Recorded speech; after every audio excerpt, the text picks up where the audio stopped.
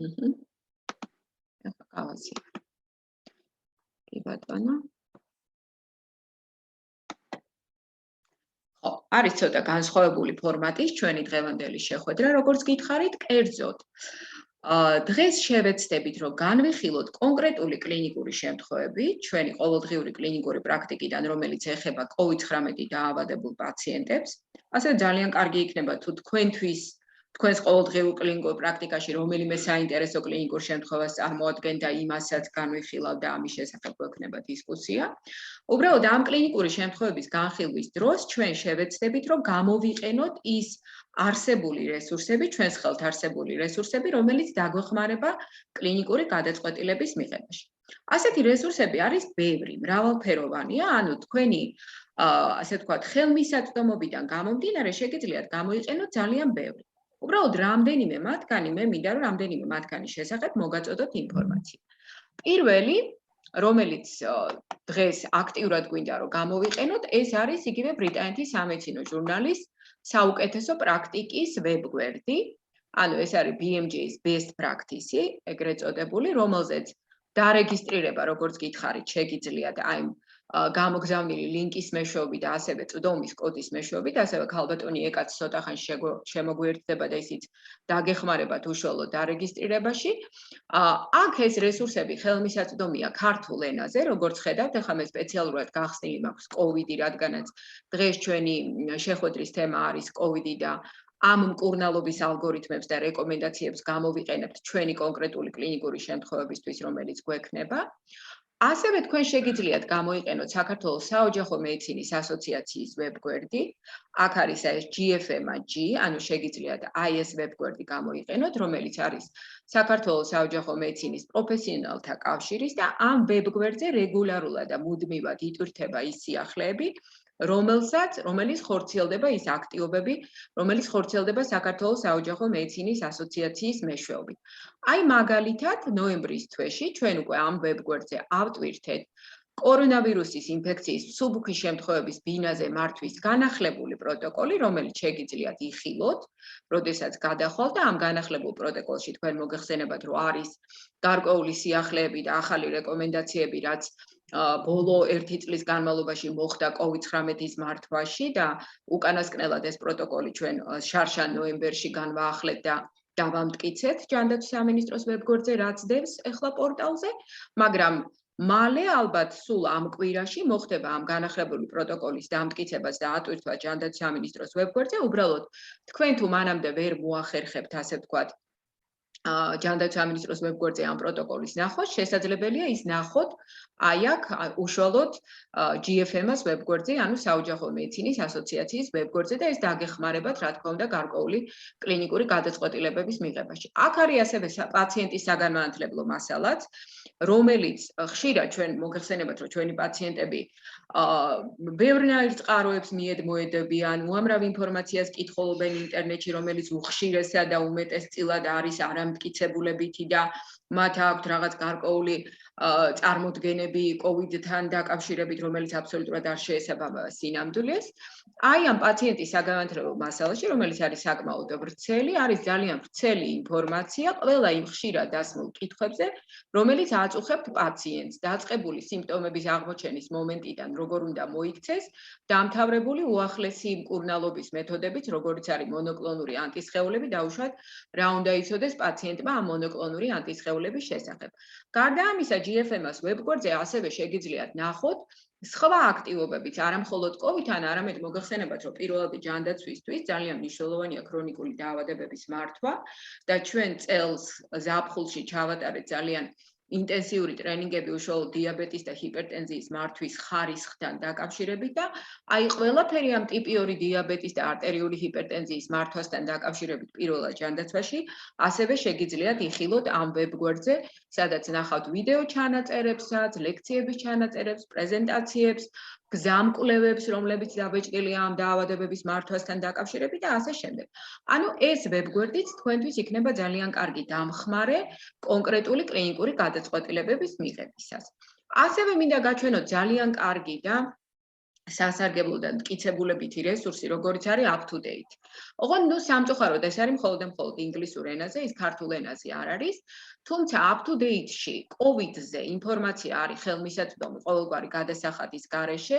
ეხლა სხვა ინფორმაციები იქ არ არის ასე თავისუფლად ხელმისაწვდომი და იქ საჭიროა გადახდა, მაგრამ და გამოწერა, ასე თქვათ, ეს შეიძლება იყოს როგორც ინსტიტუციური, ასევე პერსონალური, ინდივიდუალური გამოწერა, მაგრამ რაც შეეხება COVID-ზე ინფორმაციას, COVID-ზე ინფორმაცია არის ხელმისაწვდომი აბსოლუტურად უფასოდ და up to date-ში მუდმივად ხდება განახლება COVID-თან დაკავშირებული ინფორმაციის და ეხლა მე სპეციალურად მაქვს გახსნილი მაგალითად COVID-19-ის ამბულატორიული შეფასების და მართვის ასე ვთქვათ, რეკომენდაციები, რომელიც გულისხმობს სწორედ პირველად ჯანდაცვაში ასეთი პაციენტების მართვას და თქვენ თუ იცით ინგლისური, ასეთ შემთხვევაში ეს არის ის წყარო, რომელიც ასევე დაგეხმარებათ კონკრეტული კლინიკური გადაწყვეტილებების მიღებაში.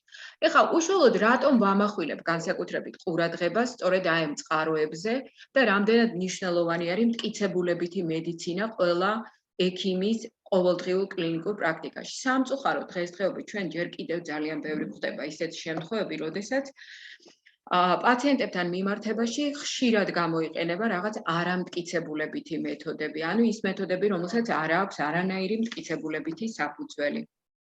ხშირად უბრალოდ გვიწევს დავემორჩილოთ ან დავყვეთ რაღაც პაციენტის ზეწოლას, ნებას და ასე შემდეგ და აი ამ მიმართულებით ალბათ მუშაობა არის ძალიან მნიშვნელოვანი, ან საკუთარ თავზე მუშაობა, პაციენტთან საგანმანათლებლო მუშაობა და პაციენტთან კომუნიკაცია, რათა მაქსიმალურად გავაუმჯობესოთ, ხო, ანუ ჩვენი საბოლოო მიზანი რა არის, რომ გავაუმჯობესოთ ის სამედიცინო მომსახურების ხარისხი, რომელიც მიეწოდება პაციენტს და გავაუმჯობესოთ უშუალოდ COVID-19-თან დაკავშირებული გამოსავლები. ეხლა დღესდღეობით როგორი გამოსავლები გვაქვს COVID-19-თან დაკავშირებით, მაინც და მაინც ახარბიელო არ გვაქვს, რადგანაც მოგეხსენებათ, რომ გავრცელების მიხედვითაც ერთ-ერთ პირველ ათეულში შევდივართ და სიკვდილობის მიხედვითაც მეოთხე ადგილზე ვართ COVID-თან მიმართებაში და აქედან გამომდინარე სავარაუდოდ რაღაც გასაუმჯობესებელია და ეს რომ გაუმჯობესდეს, ამისთვის ძალიან მნიშვნელოვანია სწორედ აი მტკიცებულებითი მედიცინის გამოყენება ყოველდღიურ პრაქტიკაში და არა უბრალოდ რაღაც გარკვეული წარმოდგენების, რომელიც არ ემყარება არანაირ მტკიცებულებას და არანაირ მეცნიერულ საფუძველს. მოკლედ, ეს იყო ძალიან მოკლედ ის ყველაფერი, რომელზეც დღეს ჩვენ გვექნება საუბარი. ქალბატონი ეკაც შემოგვიერთდება და უშუალოდ BMG-ის რეგისტრაციასთან დაკავშირებით ისიც დაგეხმარება და ახლა მე ვხედავ, რომ მაგალითად ქალბატონ ნინოს და ნანა კოტუას არ აქვს ეს რეგისტრაცია და მათ დაეხმარებიან, რომ დარეგისტრირდნენ. მანამდე სანამ ჩვენ, ასე ვთქვათ, ეკა შემოგვიერთდება, მე მინდა წარმოვადგინო დღეს ორი კლინიკური შემთხვევა, რომელსაც განვიხილავთ. ეხლა ყავს 18 მონაწილე. არ ვიცი, შეიძლება არც იყოს საჭირო ამ 18 მონაწილის ოთახებად დაყოფა. უბრალოდ გასულ შეხვედრაზე ჩვენ ცალ-ცალკე ოთახებად დავიყავით, ასე ვთქვათ, ორ ოთახად და ამ თითოეულ ოთახში ცალკეული კლინიკური შემთხვევა განვიხილეთ, მაგრამ ეხლა რადგან ცოტა ყავს, შეიძლება არც იყოს, ან თუნდაც ან შეიძლება დავყოთ კიდევაც ორ ოთახად და თითოეულ ოთახში ცალკეული კლინიკური შემთხვევები განვიხილოთ. მოკლედ, რაც შეეხება, ასე ვთქვათ, დღევანდელ კლინიკურ შემთხვევებს, გვაქვს ორი კლინიკური შემთხვევა. პირველი კლინიკური შემთხვევა, რომელიც არის ასეთი.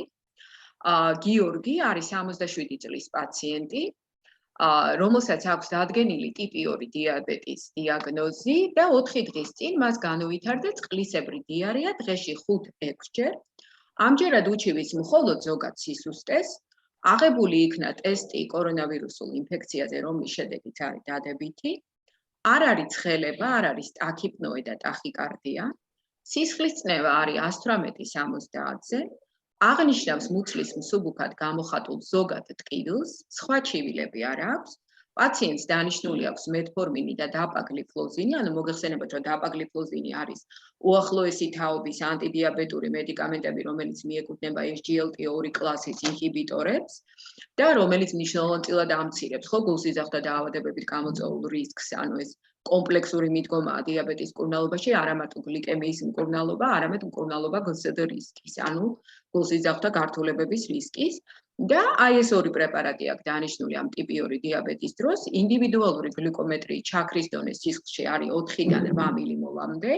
ანუ ასეთი კონტროლი აქვს, მოკლედ ინდივიდუალური გლიკომეტრიით და გვაქვს ახლა ესეთი შეკითხვები.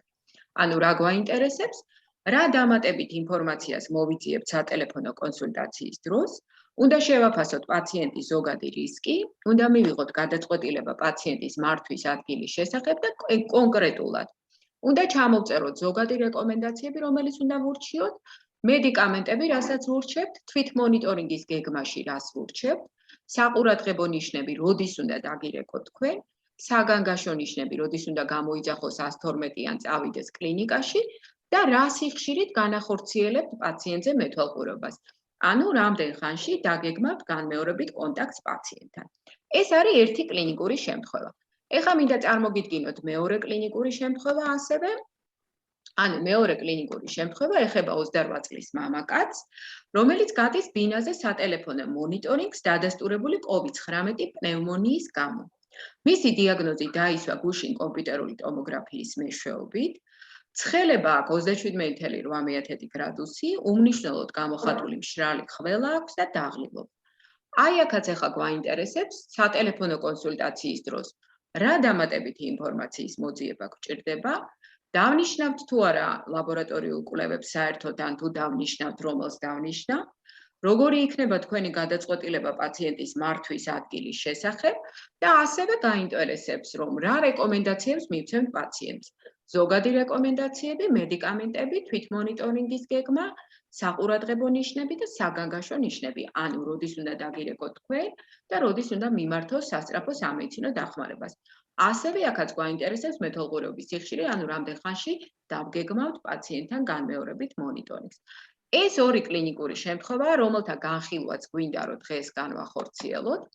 ამისთვის ახლა მინდა ვთხოვო ქალბატონ ნინოს რომ გადაგვანაწილოს ორ ოთახში, ანუ გვყავს 16 მონაწილე, ანუ 8 მონაწილე რომ გადავანაწილოთ თითოეულ ოთახში და ერთთან იქნება ერთი კლინიკური შემთხვევა მეორესთან მეორე. ერთ-ერთ ოთახში ან დიაბეტიან პაციენტთან დაკავშირებით მე დახმარებას გამიწევს ქალბატონი თინიკო ციკურიშვილი, ანუ მოგეხმარებათ იმაში, რომ პრეზენტაციაში შეიტანოთ ინფორმაცია, რომელსაც მოიძიებთ ამ BMJ-ში, ანუ კონკრეტულ რეკომენდაციებს და მეორე ოთახში ვიქნები მე დაგეხმარებთ იმაში, რომ თქვენ წარმართოთ დისკუსია და შევიტანოთ ეს კონკრეტული ინფორმაცია ამ პრეზენტაციაში. შემდეგ რომელიმე თქვენგანი წარმოადგენს ამ შემთხვევის საბოლოო ვარიანტს, ანუ დავბრუნდებით საერთო ოთახში, Zoom-ის საერთო ოთახში და რომელიმე თქვენგანი, ერთ-ერთი თქვენგანი წარმოადგენს ამ შემთხვევის გაერთიანებულ ვარიანტს, ანუ როგორ გადაწყვიტეთ კონკრეტული შემთხვევის მართვა. ეხლა უშუალოდ ამ შემთხვევების განხილვას ჩვენ არ დავუთმოთ ძალიან დიდი დრო, ანუ 15-20 წუთი საკმარისი იქნება იმისთვის, რომ ინფორმაცია მოვიძიოთ BMJ-ში, რომელშიც ერთ ოთახში მე დაგეხმარები და მეორე ოთახში ქალბატონი თინიკო დაგეხმარება და შევიტანოთ პრეზენტაციაში და მერე წარმოვადგინოთ. აი რომ წარმოვადგენთ უშუალოდ კონკრეტულად მერე ამ შემთხვევებს. მერე განვიხილოთ და ძალიან მნიშვნელოვანია დისკუსია, ანუ რატომ მივიღეთ ეს გადაწყვეტილება, რას ემყარებოდა ეს გადაწყვეტილება, რამდენად გამყარებულია სამეცნიერო მტკიცებულებებით და არის თუ არა ალტერნატიული მოსაზრებები და თუ არის ალტერნატიული მოსაზრებები, მაშინ რას ეყრდნობა ეს ალტერნატიული მოსაზრებები და რითია გამყარებული. ამიტომ მოკლედ ეხა გველის წინ ესეთი აქტიური, ინტერაქტიული დისკუსია და მუშაობა. ქალბატონ ნინოს მინდა ვთხოვო ეხა რომ გადაგვანაწილოს ოთახებში, ეხა თქვენთან გამოჩნდება ოთახი, რომელსაც უნდა დააჭიროთ join და თქვენ მოხვდებით ცალკე ოთახში. ანუ ჩვენ ვინც ვიქნებით ოთახებში ცალ-ცალკე გადანაწილებული, ერთმანეთს ვერ დავინახავთ. ეხა ერთი წამით უბრალოდ ქალბატონ ნინოს დაუკავშირდები, 1-2 წუთი დაგჭირდება, სანამ ოთახებში გადავნაწილდები.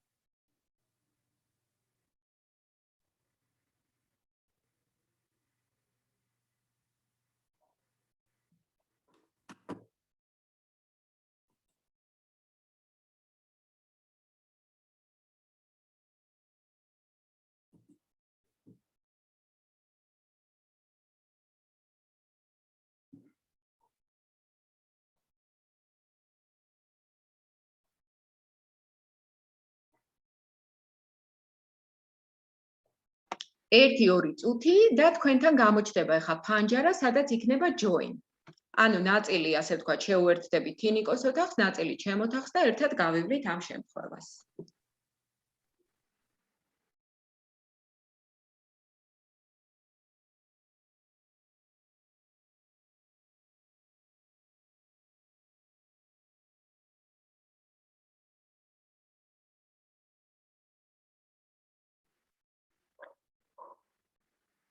მანამდე სანამ გადავნაწილდებით რამე კომენტარი ხო არ გაქვთ ან ვინმეს აი უკვე გამოჩნდა მაგალითად ერთ საწერია ნატო და მეორე საწერია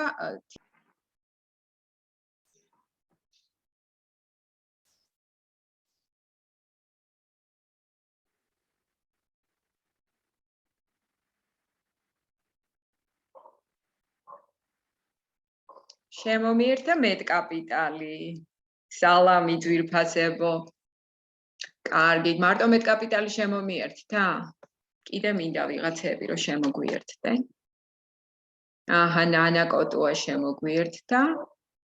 მეტკაპიტალში რამდენი ხარ ჩართული? მანანას და მეორე მანანას ვხედავ. მისა რატო არ მესმის თქვენი ხმა? ანუ აუდიოს რო შეუერთდეთ რა. ნინო შემომიერთდა.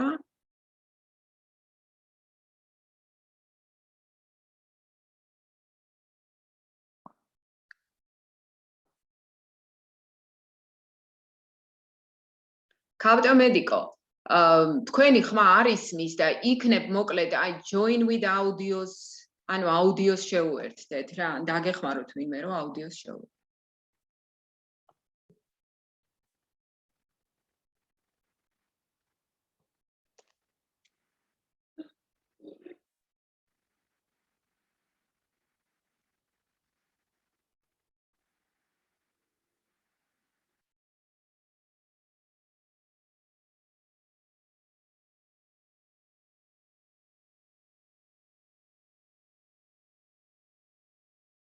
Всё, უკვე არის მიკროფონი ჩართეთ უბრალოდ.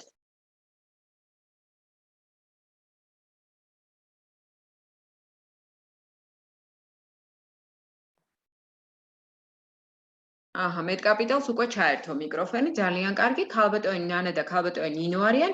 ქალბატონი ნანა და ქალბატონი ნინო, იქნებ თქვენი მიკროფონით ჩართოთ და თქვენი თავი რო წარმოადგინოთ.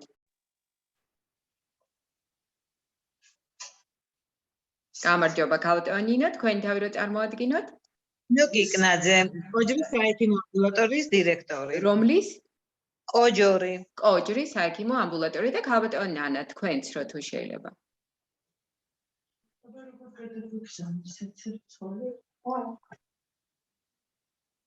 ქალბატონი ნანა, თქვენი თავით რო წარმოადგინოთ.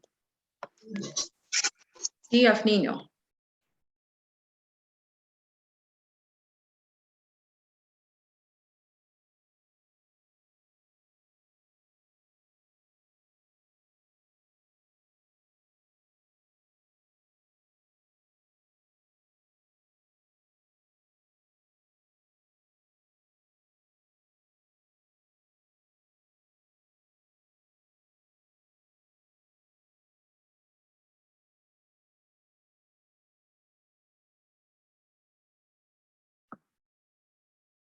ეხა ნახეთ დაამირეკა ნინო კირთაძემ და მოკლედ ძალიან ცოტა ხალხი არისო ამ ცალ-ცალკე ოთახებში და ამიტომ გავაერთიანოთ და მოკლედ გავერთიანდებით ეხა და ერთიანად განვიხილავთ მაშინ იმიტომ რომ ცოტა ხალხი და ამიტომ ერთიანად განვიხილავთ. კაი ბატონო.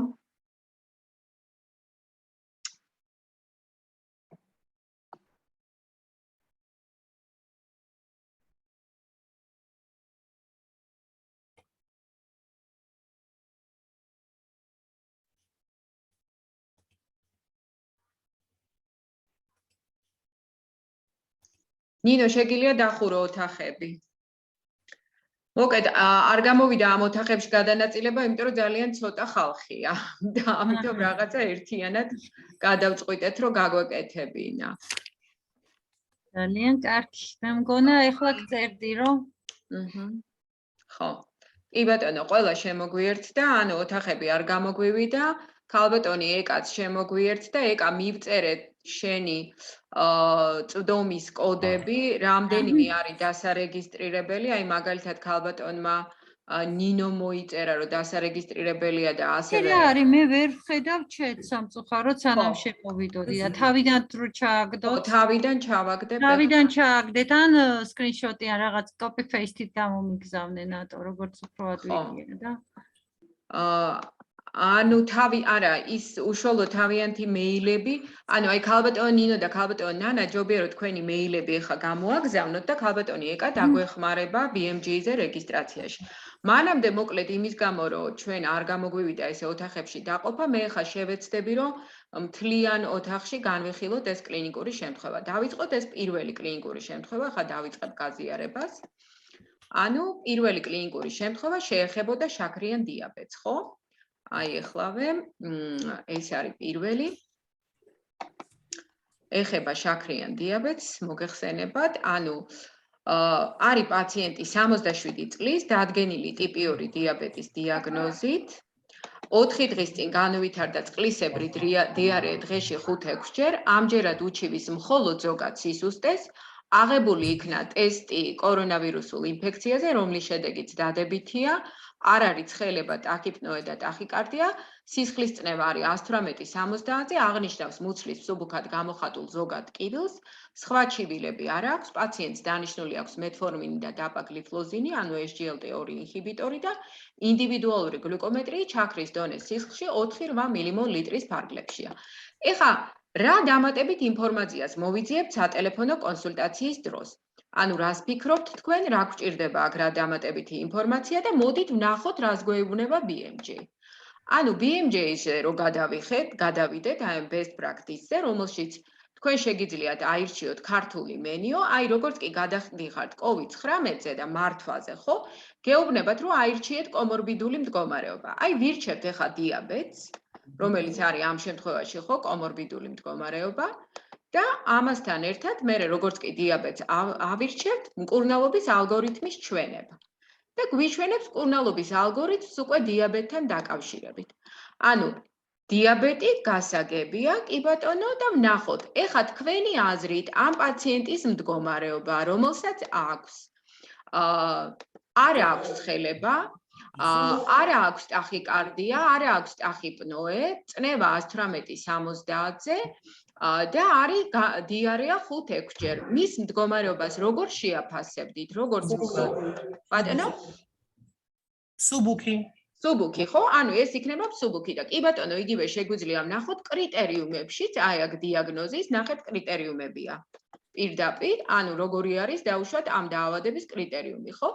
ჯანმრთელობის მსოფლიო ორგანიზაციის მიერ COVID-ის დაავადების სიმძიმე განისაზღვრება მსუბუქი ავადმყოფობა, რომელიც აკმაყოფილებს COVID-ის შემთხვევის განსაზღვრებას, რომელსაც არ აქვს პნევმონიის მტკიცებულება, ჰიპოქსია ან პნევმონია, ხშირი სიმპტომები, ცხელება, ხველა, დაღლილობა, დისპნოე, მიალგია, სხვა არასპეციფიკური სიმპტომები შეიძლება იყოს ღებინება, გულისრევა, დიარეა, ასე შემდეგ.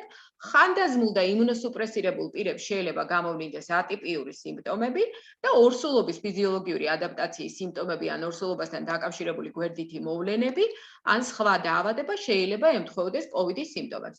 ეს პაციენტი ჯდება მსუბუქ სიმპტომებში, რადგანაც მას არ აქვს გამოხატული პნევმონიის კლინიკური მტკიცებულება, ხო?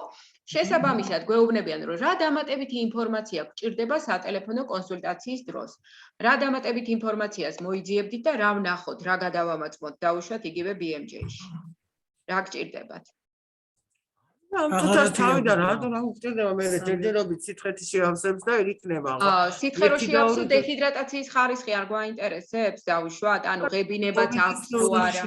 სახლის პირობებში ახლა პირველადი რამდენიმე დღის მანძილზე ახლა მოვიწყე ხა ელექტროლიტების და რაღაცების განსაზღვრას აზრია?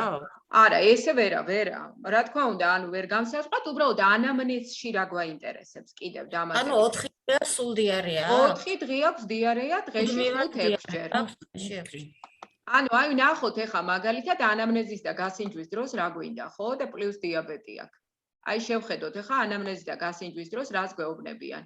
ანუ გვაინტერესებს ხო ცხელებაზე რა ვუთხრათ რამდენი გვეუბნებიან რომ არა აქვს ცხელა. ხველა ვკითხოთ არა აქვს ხველა, ხო? ხოშინი არა აქვსო, ყნოსვის გემოშეცვლა არა აქვსო, ხო? ამაზე გვეუბნებიან კი ბატონო. რინორია, დაღლილობა, მიალგია, ართრალგია ეს ყველაფერი არა აქვს. თვალისმიერი სიმპტომები, გულმკერდის შებოჭილობა და ასე შემდეგ, გულგულის სუნთქვა და ასე შემდეგ ეს ყველაფერი არა აქვს. ანუ რას ვკითხავდით დამატებით ამ პაციენტს, რამ დამატებით ინფორმაციას, მაგალითად კითხავდით თუ არა მიღებული და გამოყოფილი სითხის რაოდენობა. რაოდენობას კითხავდით. კითხავთ? კი ბატონო. მაგას იქნებ ეს დიარია, სულაც არ არის კოვიდის გამოვლინება და სხვა დროსაც. დადასტურებული კოვიდია. კი, მაგრამ დიარეის ეპიზოდები იქნებ სხვა დროსაც ქონია. ხო, აუცილებლად ანუ ჩაიკითხება გამოყოფილი სითხის რაოდენობა. ანუ წარსულში ხომ არ ქონია დიარეის ეპიზოდები. რატომ? იმიტომ რომ შეიძლება დიაბეტის დროს ვეგეტატიური დისფუნქციის გამოვლინება იყოს, ხო, ერთ-ერთი დიარეა. შეიძლება გაღიზიანებული ნაწლავის სინდრომით შეიძლება იყოს. კი ბატონო, მაგრამ ნუ ეხა ამ კონკრეტულ შემთხვევაში მიღებული და გამოყოფილი სითხის რაოდენობა გვაინტერესებს, ხო, დეჰიდრატაციის ხარისხთან დაკავშირებით. გარდა ამისა, კიდევ რა ღებინებაც ხო არა აქვს კიდე, ხო, დამატებით დავუშვათ ამასაც ვკითხავთ, იღებს თუ არა სითხეებს ზოგადად. ხო? იღებს თუ არა სითხეებს. ქოშინზე ვკითხავთ თუ არა, იმიტომ რომ ერთ-ერთი მნიშვნელოვანია, ხო, ქოშინი და დინამიკა. ხო, ანუ აქ გვეუბნებიან, რომ ტახიპნოე არ აქვს და ტახიკარდია არ აქვს, შეიძლება არ აქვსო. წნება აქვს ნორმალური, კი ბატონო. და დიაბეტის კონტროლიც ეხა როგორია 4-8 მილიმოლიტრის ფარგლებში. დიაბეტიკიც არა უშავს. ხო, ანუ მეტნაკლებად კონტროლირებადია, ხო? კი ბატონო, ზოგად რისკს ვაფასებთ ამ შემთხვევაში როგორც ამჟამად მსუბუქი, მაგრამ არის თუ არა დამძიმების რისკი. იმის გამო რომ 67 წლისაა და არის დიაბეტი. ხო, ანუ მსუბუქი, თუმცა დამძიმების მოსალოდნელი რისკი, ხო? ეხა პაციენტის მართვის ადგილის შესახებ. მოდი ვნახოთ რას გვეუბნება BMJ, ანუ სად შეიძლება მართოთ ამ პაციენტის მდგომარეობა. ვნახოთ ხო მართვა. აი ეგერ ჩამოვშალოთ მართვა. კრიტერიუმები გვეუბნება და რეკომენდაციები მკურნალობის ალგორითმი, ხო? აგერ ვნახოთ მკურნალობის ალგორითმში რა ხდება.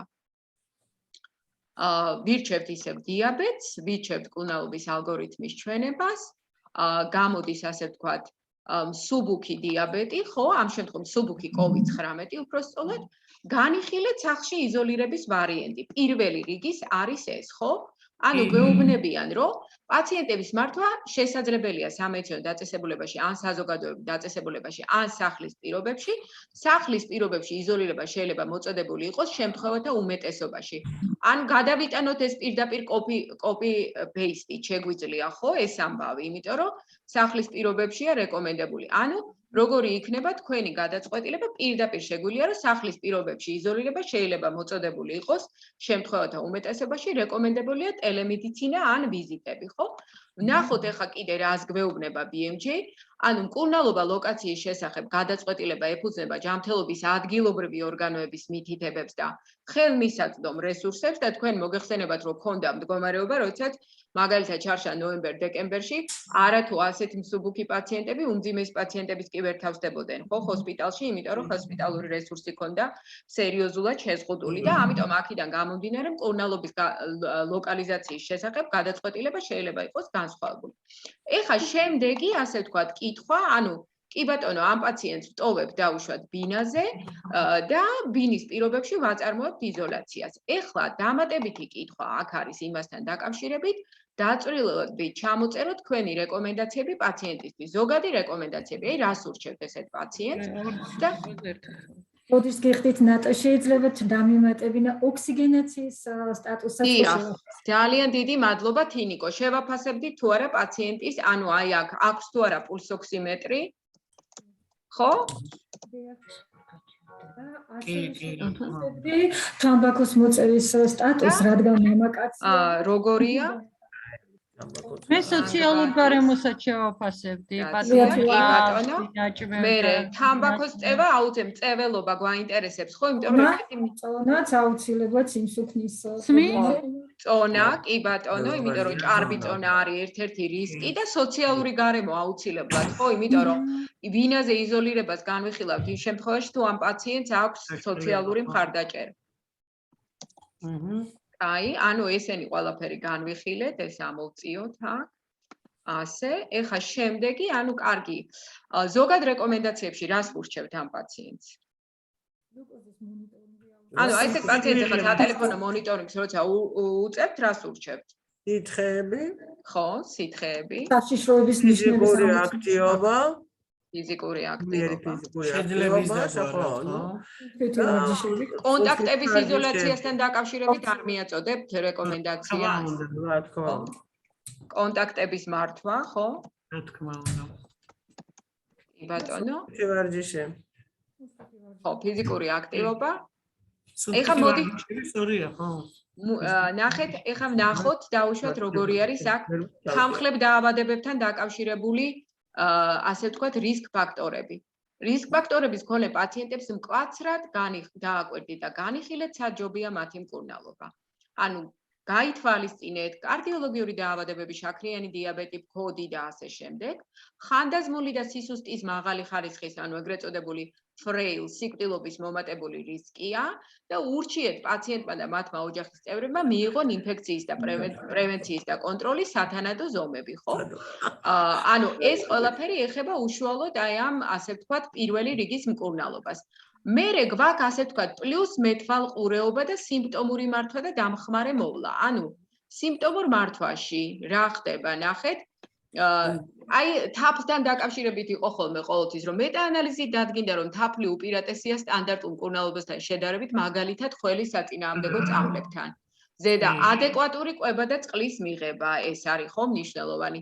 სხვა დამხმარე ტიპის მოვლის ზომები, გაანიავო ფანჯარა კარის გაღებით, ფსიქიკური და ანუ აი ეს პირდაპირ კოფი პეისტით შეგვიძლია გადავიტანოთ იქ, იმიტომ რომ ეს რჩევები უნდა მივცეთ, ხო მართალია?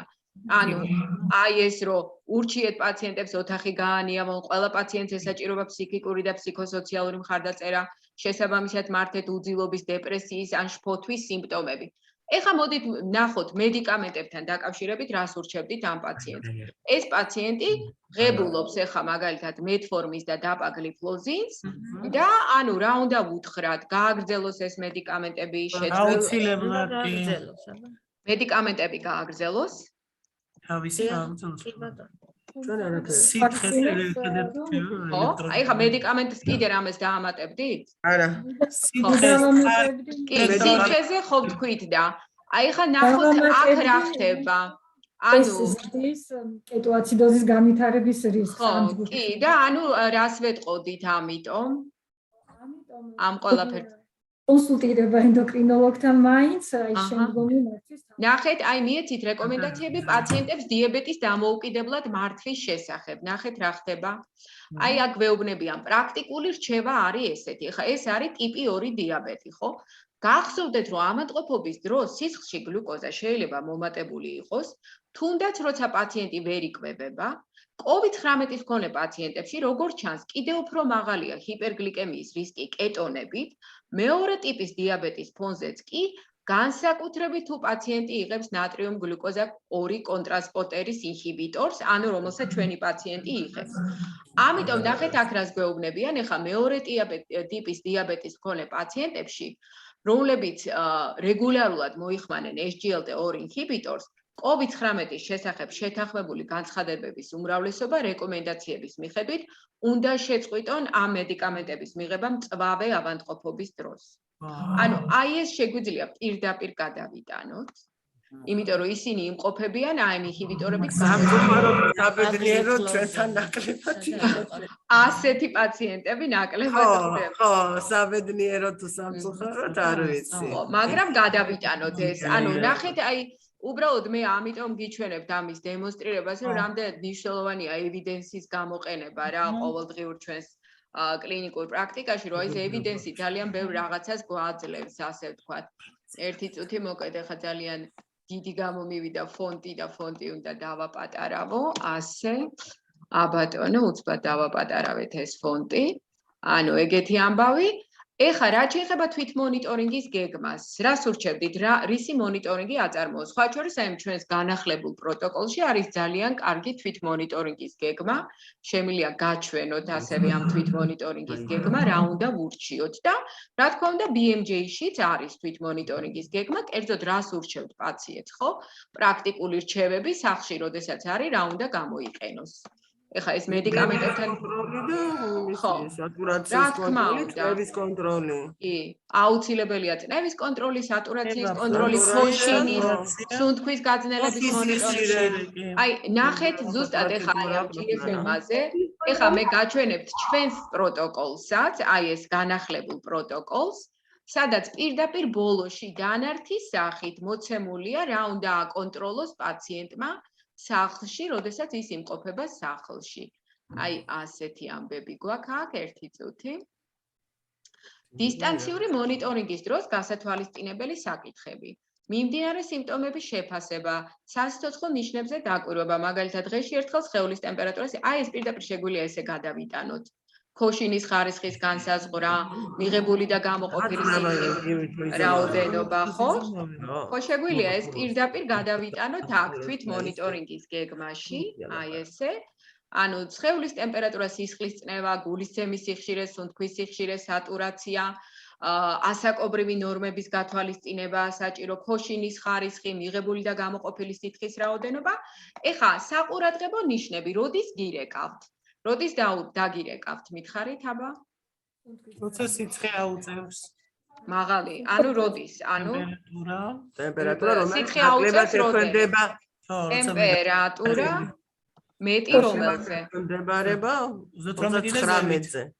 მეტი 39-ზე მეტი, ახლა ნამეტანი ნუმერი. არა, 38 და ზევით. 38 დაუშვათ. არა, თავარი არის რომ ნაკლებად ექვემდებარება εμას. რომელიც არ ექვემდებარება პარაცეტამოლს, ხო, დაუშვათ? კი ბატონო. კი ბატონო, კიდე საყურადღებო ნიშნები, როდის უნდა დაგირეკოთ? სატურაცია დაბალი. ხოშინი მოსტანებულ მდგომარეობაში, ტკივილი სიხშირე ცნობიერები. სატურაცია დაბალი რამდენზე? ნაკლები? 93. 14-ზე უკვე გვირეკავს. 94-ზე გვირეკავს, კი ბატონო. ასე, კიდე ქოშინი ნევა და შენი რა თქმა ქოშინი, სუნთქვის გაძნელების გაუარესება, ხო? ეს მოსტანებულ მდგომარეობაში ხოშინი. წნევა დაბალი, კი ბატონო. სება. ტახიკარდია, 100-ზე მეტი თუა პულსი. კი ბატონო. ეგ უკვე ცოტა, მოდით ახლა ასე ვთქვათ, გავაორმაგებ ამ სლაიდს, იმიტომ რომ აქ აღარ გვეტევა და აქ წავშლი ამ ამბებს. სუნთქვის გაძნელება, გაუარესება, შემდეგ გავაგრძელოთ ახლა აქ. ანუ სატურაცია ეს ვთქვით, ანუ საყურადღებო ნიშნები, საგანგაშო ნიშნები, სუნთქვის გაძნელების გაუარესება. კიდე მოდი აბა გადავამოწმოთ, BMJ-ში გვაქვს რამე დამატებითი რეკომენდაცია, როდესაც გვეუბნება, ხო? რომ როდის უნდა მოვიდეს დაუშვათ თქვენთან. ანუ აგერ წერია რომ მიეცით დიაბეტის დამოუკიდებელი მართვის შესახებ. დარწმუნდით რომ პაციენტს აქვს დიაბეტის სამკურნალო მედიკამენტების საკმარისი მარაგი. მეორე ტიპის დიაბეტის პირებმა უნდა შეწყვიტონ ასე შემდეგ. ეხლა რაც შეეხება კონტროლის დროს, ანუ სიმპტომების კონტროლი, აქ არის ასევე სიმპტომების კონტროლთან დაკავშირებული რეკომენდაციები. ანუ აი პირდაპირ რეკომენდაციებში. ამ საფრთხიან დიაბეტის მედიკამენტს რითი ანაცვლებს? არაფერი, მეტფორმინს აგრძელებს, ჩვეულებრივ აგრძელებს მეტფორმინს და აი ეს უნდა შეწყვიტოს მწვავ. აგრძელებს, მაგრამ მეტფორმის ისეც ღებულობდა. დიახ და უბრალოდ ეხა ამის ნაცვლად ახლის დანიშნა მწვავე პერიოდში რეკომენდებული პრობლემა გვაქვს. ხო, ამის ანუ ამ შემთხვევაში ჯობია რომ გაიაროთ კონსულტაცია ენდოკრინოლოგთან, შეიძლება დაუშვათ რაღაცა ან ინსულინის დამატება დაჭირდეს მწვავე პერიოდში, მაგრამ როგორც წესი, ახლა მწვავე პერიოდში, რომელიც გრძელდება სადღაც 1 კვირის განმავლობაში, დამატებით რაღაცა სხვა მედიკამენტების დანიშვნა საჭირო არ არის, თუ ძალიან არ დაირღვა დიაბეტის კონტროლი. თუ საჭიროა რაღაცა სხვა მედიკამენტის დამატება, ჯობია რომ ენდოკრინოლოგთან გაიაროთ კონსულტაცია და ჩანაცვლდეს დაუშვათ ან ინსულინით, ან იგივე DPP-4 ინჰიბიტორის, ანუ დიპეპტიდილ პეპტიდაზე 4 ინჰიბიტორის ინჰიბიტორები არის ახალი კლასის მედიკამენტები, ასევე რომელიც საინექციოა და რომელიც როგორც აღმოჩნდა პირიქით დადებითად მოქმედებს, ანუ მაგაზეთ შეგვიძლია ვნახოთ ევიდენსი პირიქით დადებითად მოქმედებს დიაბეტის დროს. ანუ მხოლოდ SGLT2 ინჰიბიტორებზეა საუბარი და მეტფორმინზეა კიდე საუბარი ჰოსპიტალიზირებულ პაციენტებში, რომელთაც აქვს მძიმე დაავადება. იმიტომ რომ ეს ორი მედიკამენტი აუარესებს იგივე ლაქტაციდოზის მიმდინარეობას და აქედან გამომდინარე მარტო ამ ორ მედიკამენტზე დანარჩენი ყველაფერი შეიძლება გააგრძელოთ იგივე ან სულფანილშარდოვანათი ჩაანაცვლოთ ან ინსულინით. მაინც ენდოკრინოლოგთან კონსულტაცია სასურველია რომ გაიაროთ, როდესაც ყავთ ესეთი პაციენტი, რომელსაც დიაბეტი აქვს და პლუს დანიშნული აქვს ასეთი მედიკამენტი, ხო? ხო, ეხლა ჩვენ ანუ ვიყავით უშუალოდ იმ ამბავზე, როდესაც სუნთქვის გაძნელების გაუარესებაზე ქონდა, ანუ საყურადღებო ნიშნებზე და როდის გვირეკავს ჩვენ, ხო, როდესაც ტემპერატურა მეტია 38-ზე და არ ექვემდებარა პარაცეტამოლს, სატურაცია, როდესაც ეცემა დაუშვათ 94%-ზე ქვემოთ, სუნთქვის გაძნელება გაუარესებულია და როდის არის საგანგაშო ნიშნები. ანუ საგანგაშო ნიშნებს ეგრეთ წოდებულ წითელ ალმებს, რომელი მიეკუთვნება. პროგრესირებადი ქოშინი, ტკივილი ხო? გუნდების ანუ დაუშვათ ქოშინი მოსვენებულ მდგომარეობაში ცნობიერების დაბრუნდა შარდის გამოყოფის შემცირება სატურაცია წნევის დაცემა რამდენზე სისტოლური 160 ნაკლები 100-ზე კი ბატონო შემდეგ სატურაცია ნაკლები სატურაცია საგანგაშო რომელი 90-ზე სატურაცია ნაკლები 90-ზე სისხლიანი ხველა ტკივილი ბუნგერდის არეში კიდურის ასიმეტრიული შეშუპება თრომბოზის ერთ-ერთი არეში სტენოკარდიული ტიპის ხო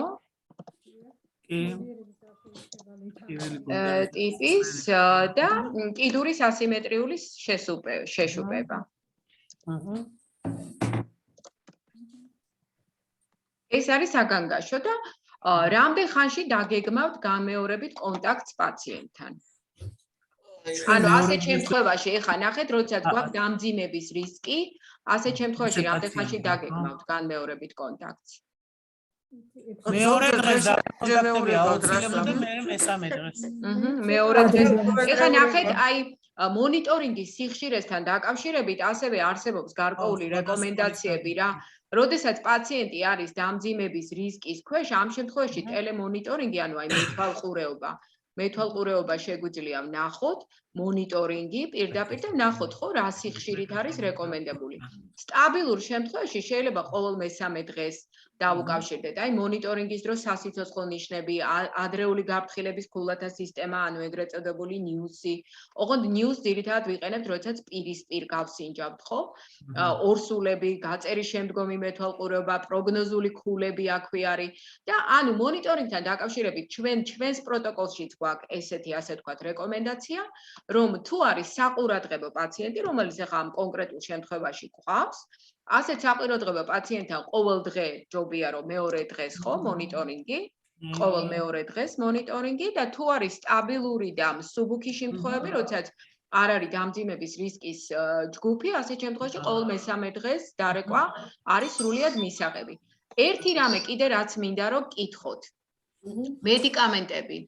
მედიკამენტებთან დაკავშირებით თქვით რომ მედიკამენტი გააგრძელოს და ანუ აი დავუშვათ SGLT2 ინჰიბიტორებზე ვურჩიოთ რომ შეწყვიტოს და გავიაროთ კონსულტაცია ენდოკრინოლოგთან არის თუ არა რამე სხვა დამატებითი ექსპერიმენტული მკურნალობა რომელიც ამ შემთხვევაში როცა გვაქვს მსუბუქი დაავადება და დამძიმების რისკის მქონე პაციენტები შეიძლება გამოვიქნებით და რომელიც ხელმისაწვდომია დღესდღეობით საქართველოში აი აქაც შეგვიძლია ვნახოთ არის კი მონოკლონური ანტისხეულები ხო ანუ ნახეთ იგივე სად არის ასე ვთქვათ ემერჯინგი აქ არის ასე ვთქვათ განიხილეთ პაციენტთან ერთად უშუალოდ როდესაც გადავდივართ მკურნალობის ალგორითმზე ეგრეთ წოდებული ექსპერიმენტული თერაპია, როდესაც მსუბუქი, აი დიაბეტიან პაციენტს, როდესაც ვირჩევთ და ვნახულობთ აქ, მკურნალობის ალგორითმის ჩვენების დროს, ანუ ავირჩიოთ ახლა მსუბუქი დაავადება, აი მსუბუქი COVID-ის დროს, სიმპტომური მართვა და დამხმარე მოვლა ხო არის სიცხის დამწევი ექსპერიმენტული თერაპიები. აი ექსპერიმენტულ თერაპიებში გვეუბნებიან, რომ ანტივირუსულ თერაპიებს უფრო დიდი ეფექტი აქვს დაავადების მიმდინარეობის ადრეულ ეტაპზე, ხოლო იმუნოსუპრესიულ ანთების საწინააღმდეგო თერაპიებს დაავადების გვიანდელ სტადიაზე. ზოგიერთ პაციენტთან შესაძლოა რეკომენდებული იყოს მონოკლონური ანტისხეულებით მკურნალობა, თუმცა საერთაშორისო გაიდლაინების რეკომენდაციები ერთმანეთს განსხვავდება. და იხილეთ აი emerging სექცია არის სპეციალური, ანუ ესეთი ექსპერიმენტული თერაპიების სექცია, სადაც თქვენ შეიძლება ნახოთ აი ეს ახალი მკურნალობები. მონოკლონური ანტისხეულები, ანუ აი ამ შემთხვევაში შეიძლება გამოვიყენოთ, იმიტომ რომ ეს არის მსუბუქი პაციენტი, რომელსაც აქვს დიაბეტი, ანუ დამძიმების. აი ეს შეიძლება გადავიტანოთ პირდაპირ copy paste-ით, ანუ ამ შემთხვევაში, რომ შეგვიძლია გამოვიყენოთ ეს მონოკლონური ანტისხეულები ამ კონკრეტულ პაციენტთან, ანუ მონოკლონური ანტისხეულების გამოყენება. ზოგიერთი არ გვინდა, იმიტომ რომ ეს ზუსტად ამ ზოგიერთს მიეკუთვნება და ანუ პაციენტთან შეიძლება განვიხილოთ მონოკლონური ანტისხეულებით მკურნალობა. კერძოდ ახლა თუ გახსოვთ, ეს მონოკლონური ანტისხეულები არის, ასე ვთქვათ, კლონირების გზით მიღებული COVID-ის საწინააღმდეგო, COVID-ის გარკვეული ცილის საწინააღმდეგო ანტისხეულები, რომელიც ხელოვნური ანტისხეულებია პრაქტიკულად ჩვენთან საქართველოში არის ორი ასეთი ანტისხეული, ერთი არის ბამლანი ვიმა, ბეტესი ვიმაბი და მეორე არის კაცირი ვიმა, ბიმდე ვიმაბი. ეს ბამლანი ვიმა, ბეტესი ვიმაბი არის ჩვენთვის საინტერესო, იმიტომ რომ ის გამოიყენება ამბულატორიულ პაციენტებში, კერძოდ იმ პაციენტებში, რომელთაც აქვთ მსუბუქი დაავადება, მაგრამ არიან პოტენციური დამძიმების რისკის ქვეშ. ეხლა კონკრეტულად ეს პაციენტი, ეს დიაბეტიანი პაციენტი იმყოფება ხო პოტენციურად დამძიმების რისკის ქვეშ და ამიტომ აქ მონოკლონური ანტისხეულები შეიძლება ვურჩიოთ და რაც უფრო ადრე გამოვიყენებთ დაავადების დაწყებიდან ამ მონოკლონურ ანტისხეულებს მაქსიმალურად პირველ დღეში და 10 კი არა და მეორე, მესამე დღეს თუ დავიწყეთ მისი გამოყენება, ეფექტი არის მით უფრო უკეთესი. ეხლა დღეს მე როგორ უნდა აიღო? ბატონო დარებში ამ ეტაპზე, კარგი, ჩვენ ურჩიეთ და გადავწყვიტეთ, მაგრამ როგორ უნდა ახლა რა ხდება მაგ ეტაპზე მოკლედ? ანუ ურჩიეთ, შეარჩიეთ, დასკრინეთ ის პაციენტები, რომლებიც ექვემდებარებიან მონოკლონური ანტისხეულების თერაპიას. საქართველოს მასშტაბით ამათი გადასხმა ხორციელდება მხოლოდ და მხოლოდ 4 საავადმყოფოში. იმაში თბილისში ხორციელდება რესპუბლიკურ საავადმყოფოში. ამისთვის თქვენ დაუკავშირდეთ 15-22-ს, უთხრათ რომ გყავთ მონოკლონური ანტისხეულების თერაპიის კანდიდატი, ისინი უზრუნველყოფენ ამ პაციენტის ტრანსპორტირებას, ან თუ 15-22-ით ვერ მოაგვარეთ ეს საქმე, რესპუბლიკურ საავადმყოფოში არის ქალბატონი ნონა არაბული, გახსოვთ ალბათ ნონა. ანუ ჩვენი საოჯახო მედიცინის გადამზადების დროს ძალიან აქტიურად იყო ჩვენთან ერთად ჩართული მაშინ. ანუ მისი ტელეფონის ნომერიც ეხა შემიძლია ჩაგიგდოთ ჩატში და ანუ მას შეიძლება დაუკავშირდეთ 555 და მოაგვაროთ მასთან აი პაციენტის ტრანსპორტირების საკითხი. ეხლა წერმის ტელეფონი რატო? ერთადერთხელ ერთი ხელ ხდება ინფუზია 1 წუთი 301-202. ანუ ეს არის ნონა არაბული.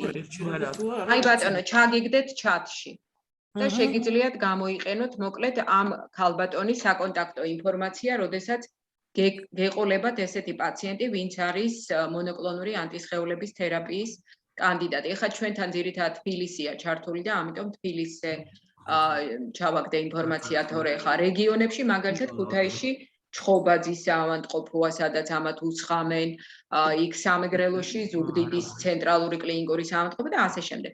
მოკლედ ეხლა რა ხდება ამ მონოკლონებთან დაკავშირებით, ეს არის გადასხმა, რომელიც ინფუზიის სახით ნატრიუმ ქლორიდში გახსნილი, მოკლედ 2 ამპულა ეტესი ვიმაბი და ერთი ამპულა ბამლანი ვიმაბი ესხმება ამ პაციენტებს 1 საათის განმავლობაში, მე 1 საათი აკვირდებიან, მაგრამ ცოტა ხანი კიდე აჩერებენ იქ ადგილზე. ოღონდ პაციენტს უნდა გააცნონ ყველა მისი რისკის სარგებელი, პაციენტმა ხელი უნდა მოაწეროს ინფორმირებულ თანხმობას და ისე უნდა გაკეთდეს შემდეგ ეს გადასხმა, ხო? მოკლედ, ანუ მონოკლონებთან დაკავშირებთან. რამეს ხო არ დაამატებდით ეხა ამ კლინიკურ შემთხვევასთან დაკავშირებით და მე რომელიმე თქვენგანმა იქნებ წარმოადგინოს ამის პრეზენტაცია. ანუ მოკლედ რო დავიწყოთ ეხა პირველი. დამატებითი ინფორმაციაო, რომელიც გვინდაო, მიღებული და გამოყოფილი სითხის რაოდენობა, წარსულში ხომ არ ქონია დიარეის ეპიზოდები, იღებს თუ არა სითხეებს, აქვს თუ არა პულსოქსიმეტრი და როგორია ჟანგბადის სატურაცია, წებელობა, წონა, სოციალური გარემო. ვაფასებ ზოგად რისკს და არის მსუბუქი, თუმცა დამძიმების მოსაოდნელი რისკი, გადაწყვეტილება პაციენტის მართვის ადგილის შესახებ, რომ სახლის პირობებში იზოლირება შეიძლება მოწოდებული იყოს შემთხვევათა უმეტესობაში და რეკომენდებულია ტელემედიცინა ან ვიზიტები. შემდეგ დაწვრილებით ჩამოწერეთ თქვენი რეკომენდაციები პაციენტისთვის, ზოგადი რეკომენდაციები, სითხეები, ფიზიკური აქტივობა, კონტაქტების მართვა, ოთახის განიავება, ფანჯრის ან კარის გაღებით, ფსიქიკური და ფსიქოსოციალური მხარდაჭერა, უძილობა, დეპრესია, შფოთვის სიმპტომები, მედიკამენტები გააგრძელოს, პაციენტები, რომლებიც ანუ SGLT2 ინჰიბიტორები უნდა შეწყვიტონ ამ მედიკამენტების მიღება მწვავე ავადმყოფობის დროს, რადგან იმყოფებიან ეუგლიკემიური კეტოაციდოზის განვითარების რისკის ქვეშ, შესაძლებელია რეკომენდებული იყოს მონოკლონური ანტისხეულებით მკურნალობა, თვით მონიტორინგის გეგმა. დღეში ერთხელ სხეულის ტემპერატურა, სისხლის წნევა, დღეში ორჯერ გულისცემის სიხშირე, სუნთქვის სიხშირე, სატურაცია, სუნთქვის და გულისცემის სიხშირის ასაკობრივი ნორმები, ქოშინის ხარისხის განსაზღვრა, მიღებული და გამოყოფილი სითხის რაოდენობა, როდის გვირეკავს ჩვენ, როდესაც ტემპერატურა მეტია 38-ზე და არ ექვემდებარება პარაცეტამოლს, სატურაცია ნაკლები 94-ზე, სუნთქვის გაძნელების გაუარესება, შემდეგი არის საგანგაშო ნიშნები, ანუ ქოშინი მოსვენებულ მდგომარეობის ცნობიერების დაბინძვა, შარდის გამოყოფილი და რამდენ ხანში დაგეგმავთ განმეორებით კონტაქტ პაციენტთან ყოველ მეორე დღეს. რამეს ხوار შეცვლიდით ან დაამატებდით? აი, ან თუნდაც BMJ რო გამოვიყენოთ ამასთან დაკავშირებით, მაგალითად. აი, დავუშვათ იგივე სიცხის დამწევ ტკივილ გამაყუჩებელზე, რას ვეტყოდით, ანუ პარაცეტამოლზე და იბუპროფენზე აქვე შეგიძლიათ ნახოთ. ანუ რა სიხშირით უნდა დალიოს, რაღაც ვეტყოდით. სიმპტომურ თერაპიაზე, კვება და წყლის მიღება, სხვა დამხმარე, ანუ განიავება და ასე შემდეგ, ხო? კი ბატონო, ეს ყველაფერი. ანუ აი რაღაცები შეგვიძლია აქაც გადავამოწმოთ მეთვალყურეობის დროს და ნუ სახლში იზოლირების ვარიანტი ის, როდესაც არის ბინაზე მოვლის შესაძლებლობა და პლუს კონტაქტების იზოლაციაც ამ შემთხვევაში არის ძალიან მნიშვნელოვანი, ხო? კაი ბატონო, ანუ თუ აღარ ვამატებთ არაფერს, ეს შემთხვევა შეგვიძლია დასრულებულად ჩავთვალოთ და მეორე შემთხვევაზე გადავიდეთ? კარგი ბატონო, ანუ ეს მაშინ ესე შევინახოთ ახლა და გადავიდეთ მეორე შემთხვევას და მე წარმოადგენთ ამ შემთხვევას თქვენ თვითონ. ეხლა ეს არის მეორე შემთხვევა. ანუ მეორე შემთხვევა არის ესეთი ამბავი, რომ პაციენტი ყავს 28 წლის მამაკაცი, რომელიც გადის ბინაზე სატელეფონო მონიტორინგს დადასტურებული COVID-19 პნევმონიის გამო, დიაგნოზი დაისვა გუშინ კომპიუტერული ტომოგრაფიის მეშვეობით, ცხელება არის 37 და 8, უმნიშვნელოდ გამოხატული მშრალი ხველა და დაღლილობა. იგივე ამბები გვაინტერესებს აქაც. ანუ პირველი, დამატებითი ინფორმაცია, რომელიც უნდა მოვიძიოთ სატელეფონო კონსულტაციის დროს და მოდით კიდევ ერთხელ ეხლა ვნახოთ BMJ-ში, ანუ ეს პაციენტი 28 წლის მამაკაცი, კომპიუტერული ტომოგრაფიის დაესვა პნევმონია. ერამდენია დაავადების, არა. გუშინ დაესვა ბინაზე გადის სატელეფონო მონიტორინგს და გუშინ კომპიუტერული ტომოგრაფიით დაესვა პნევმონიის დიაგნოზი. არა, ჯერ დაავადების მერამდე. კი ბატონო. კარგით, მოდი ჯერ BMJ-იც ვნახოთ, ასე ვთქვათ, ანუ ეხლა ჩვენ დიაბეტიანი პაციენტი გვყავდა და მოდი ეხლა ისევ ვნახოთ მკურნალობის ალგორითმი, გამოგვიგდებს ეხლა ისევ, ასე ვთქვათ, პაციენტის თანხლებ მდგომარეობებს, აი ნახეთ, ანუ BMJ გიგდებთ ყოველთვის ალგორითმს, რომ თუ აქვს პაციენტს რომელიმე თანხლებით მდგომარეობა, ამ შემთხვევაში ალგორითმი იცვლება. და როცა არა აქვს, ეხლა გვეუბნებიან ამას არა აქვს, ანუ ვხურავთ ამას. და ასეთ შემთხვევაში ჩვეულებრივად გვაძლევს უკვე მკურნალობის ალგორითმი. ჩვეულებრივი, ანუ ყოველგვარი თანხლები მდგომარეობის გარეშე, ხო? ანუ დავხურეთ. კაი ბატონო. ეხა კრიტერიუმი, ანუ აქ ვამბობთ ჩვენ, რომ მე რამდენი დღეა ჯერ პირველ რიგში. ანუ დამატებითი ინფორმაცია სატელეფონო კონსულტაციის დროს, სიმპტომების განვითარებიდან მე რამდენი დღეა, ხო? კი ბატონო. კიდე რა გვაინტერესებს? რატო გაკეთე საერთოდ კომპიუტერული ტომოგრაფია, აი ესე იმეთ რა ქვია, რა იყო? ჩივილები რა ქონდა, რომ კატეზე გაუშვეს. ხო. რატომ ჩაიტარა კომპიუტერული? რატო ჩაიტარდა? კი ბატონო. ანუ ეკუთვნოდა და არ უნდა ჩაიტარებინა. ხო, ეკუთვნოდა. ეკუთვნის და იმიტომ. ეკუთვნოდა ბატონო და იმიტომ ჩაიტარა კომპიუტერული. კომპიუტერული ტომოგრაფიის ჩატარების მიზეზი, ხო? კაი ბატონო, ეხლა ნახეთ, აი აქვე მაგალითად იგივე BMJ-ში შეგვიძლია ვნახოთ. ანუ აქ ნახეთ რეკომენდაციები ანამნეზი, დიფერენციული დიაგნოზები შეგვიძლია ვნახოთ მაგალითად ლაბორატორიული კვლევები, ხო? და მართვის გეგმა, მკურნალობის არგონიცის სიახლეები და ასე შემდეგ. ანუ კვლევებში ვნახოთ საერთოდ ამ პაციენტის შემთხვევაში საჭიროა თუ არა რამე დამატებითი კვლევა, ანუ ლაბორატორიული კვლევა და ასე შემდეგ. აი ყველა ეს კვლევა რომელშიც არ უნდა შეხვიდეთ, მაგალითად იგივე სისხლის სრულ ბიოქიმიურ ანალიზში, ფარისებრ ჯირკვალში, ან კომპიუტერულ ტომოგრაფიაში და ასე შემდეგ, ყველგან, აი გულმკერდის კომპიუტერული ტომოგრაფია. განიხილეთ გულმკერდის კომპიუტერული ტომოგრაფია, გაეცანით ადგილობრივ მითითებებს კომპიუტერული ტომოგრაფიის ჩატარების საჭიროებასთან დაკავშირებით და ბრიტანეთის გულმკერდის ვიზუალიზაციის საზოგადოება რეკომენდაციას უწევს CT-ს კლინიკურად საეჭვო COVID-19-ის მძიმე შემთხვევებში. თუ გულმკერდის რენტგენოგრაფია გაურკვეველია, ან ნორმაში. ანუ რენტგენი უნდა გააკეთო მაშინ. ხო, ანუ აი აქ ესე იგი პრაქტიკულად თუ მძიმე შემთხვევა არ გვაქვს და ეხლა ამ პაციენტს მძიმე აქვს ეს შემთხვევა, როდესაც ნახეთ რა სიმპტომები აქვს, რომ დიაგნოზი დაისვა გუშინ, ცხელება 27 და რავი, უმნიშვნელოდ გამოხატული მშრალი ხველა და დაღლილობა, ანუ ქოშინი არ არის, თქვის გაძნელება არ არის. ანუ არ არის, მაგრამ რახან კომპიუტერული ტომოგრაფიით პნევმონია არის. დაავადების კრიტერიუმები მსუბუქი მძიმე და საშუალო სიმძიმის დაავადება, აი შეგვიძლია ვნახოთ მაგალითად კრიტერიუმებში რა არის, როდესაც უკვე გადადის ქვემო სასუნთ გზებზე. ანუ ნახეთ, სუბუქში არის, რომ ხანდაზმული, აი, როდესაც არის დაუშვათ ხშირი სიმპტომები, ცხელება, ხველა და ასე შემდეგ. მაგრამ საშუალო სიმძიმის დროს არის მოზარდი და ან დასრული პნევმონიის კლინიკური ნიშნებით. ანუ რო არის ცხელება, ხველა, დისპნოე, მაგრამ არ ვლინდება მძიმე პნევმონია, მაგალითად სისხლში ჟანგბადის სატურაცია არის 90%-ზე ოთახის ჰაერზე. ანუ ამ შემთხვევაში ჩვენ შეგვიძლია ეს პაციენტი შევაფასოთ როგორც საშუალო, ხო? რადგან პნევმონიაა. პნევმონიაც როგორ ისმება და რა ქულები იწერება და როგორ არის ისიც ქულაც გვაინტერესებს.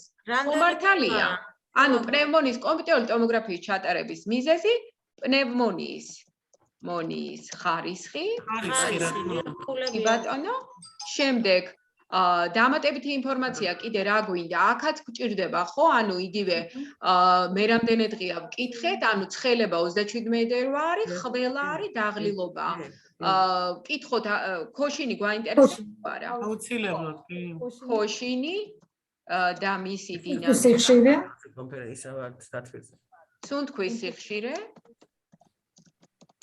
სატურაციის. კიდე რას მეტყვი? სატურაციის მონაცემები. ბატონო? მისაწვდომია სატურაციის. კი ბატონო, სატურაციის მონაცემები. დღეს რო. ხო. ეხა ამ შემთხვევაში, როდესაც ყავს პაციენტი 28 წლის, კომპიუტერული ტომოგრაფიით არის პნევმონია, არის მშრალი ხველა და დაღლილობა, დამატებით რომელ ლაბორატორიულ კვლევას დანიშნავთ? დანიშნავთ თუ არა საერთოდ და? ყველაზე ამბობ ნატო? საერთოდ ამ პაციენტში დანიშნავთ რამე ლაბორატორიულ კვლევას? მშრალი ხველა აქვს, დაღლილობა და 27. კომპიუტერული ტომოგრაფია დანიშნული რატო არა სისხლსაც დავნიშნავდი? დანიშნავდით? რატო? თქვენი აზრით რატო?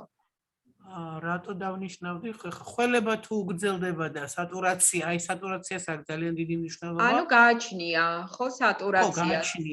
გააჩნია სატურაციას, მაგრამ ამ კონკრეტულ შემთხვევაში ხა ჩვენ რახან გვეუბნებიან, რომ ცხელება 37.8 არის, უმნიშვნელოდ გამოხატული მშრალი ხველაო და დაღლილობაო და მეტ არაფერ ასე თქვა ობიექტურ სიმპტომატიკას არ გვაძლევენ, სავარაუდოდ ხა ამ პაციენტის სატურაცია არ უნდა იყოს დაბალი და უნდა იყოს ნორმალური.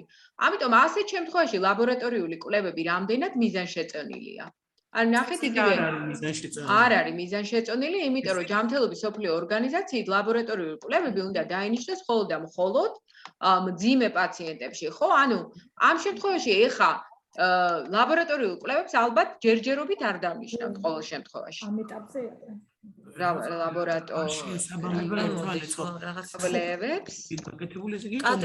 კატეს პირდაპირ ლაბორატორიის ეს პაციენტი შეიძლება თვითონ წავიდა უბრალოდ კატეზე და გაიკეთა, ანუ ლაბორატორიულ კვლევებს ჯერჯერობით არ ვნიშნავთ.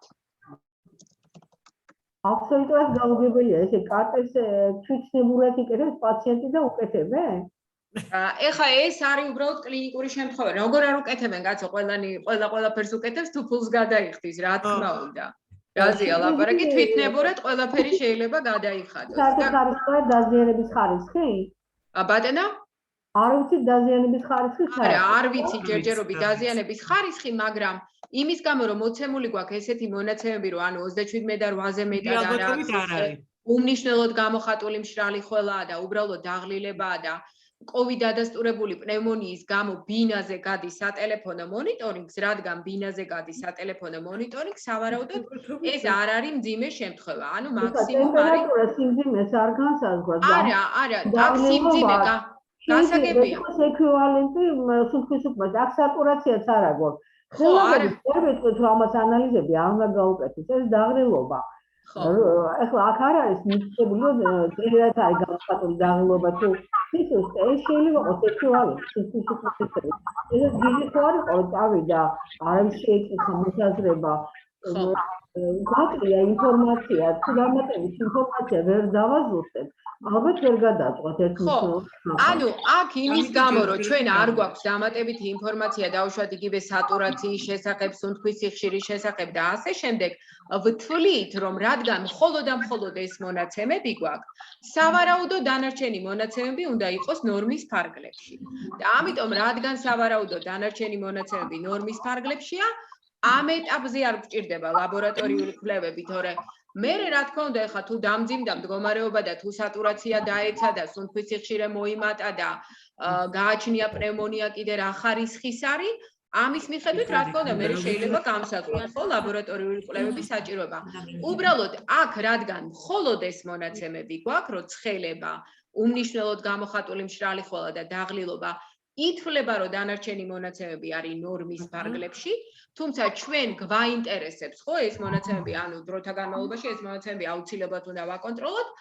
ამ ეტაპზე მხოლოდ ამ მონაცემებით ლაბორატორიულ კვლევებს არ ვნიშნავ, მაგრამ განვიხილავთ ლაბორატორიული კვლევების დანიშვნას იმ შემთხვევაში, თუ აი ეს ყველაფერი უარესდება, ანუ ქოშინი უარესდება, სუნთქვის სიხშირე მატულობს, სატურაცია ქვეითდება, ასეთ შემთხვევაში შეიძლება რა თქმა უნდა განვიხილოთ უკვე ლაბორატორიული კვლევებიც და საერთოდ პაციენტის ჰოსპიტალიზაციაც განვიხილოთ, ხო, იმიტომ რომ ეხლა ჩვენ ქვეყანაშია ესე რა ამბულატორიულ პირობებში კეთდება კვლევები, თორე მთელ მსოფლიოში მხოლოდ ჰოსპიტალიზირებული, ანუ პაციენტი, რომელიც მძიმდება, მაშინ გადაყავთ ჰოსპიტალში და ჰოსპიტალიზაციის დროს ხდება ლაბორატორიული კვლევების დანიშვნა.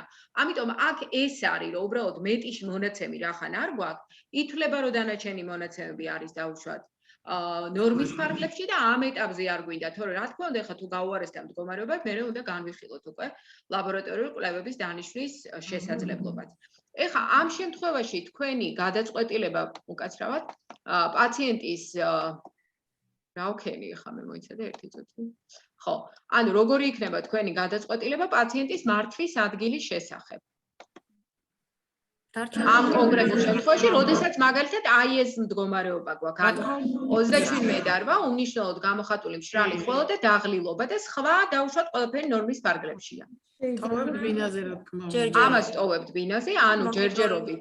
კი ბატონო და ესეც ხო, ანუ ასეთ შემთხვევაში თუ ჩვენ მაგალითად ეს ჩავთვალეთ როგორც საშუალო სიმძიმის ავადმყოფობა და ვაჩვენეთ ეხლა მკურნალობის ალგორითმი, ანუ აქ ხო გვაქვს, ანუ ეს არის კრიტერიუმები, ეხლა ჩვენ რაც ვაკეთეთ და ვაჩვენოთ ეხლა მკურნალობის ალგორითმი, მაგალითად, როცა არ გვაქვს დამძიმების რისკის ფაქტორები, ანუ ეხლა გამოგვივა აირჩიეთო თანხლები მდგომარეობა, არ გვაქვს დაუშვათ თანხლები მდგომარეობა და გვაქვს უბრალოდ მკურნალობის ალგორითმი განვიხილოთ მაგალითად საშუალო სიმძიმის COVID-19-ის დროს.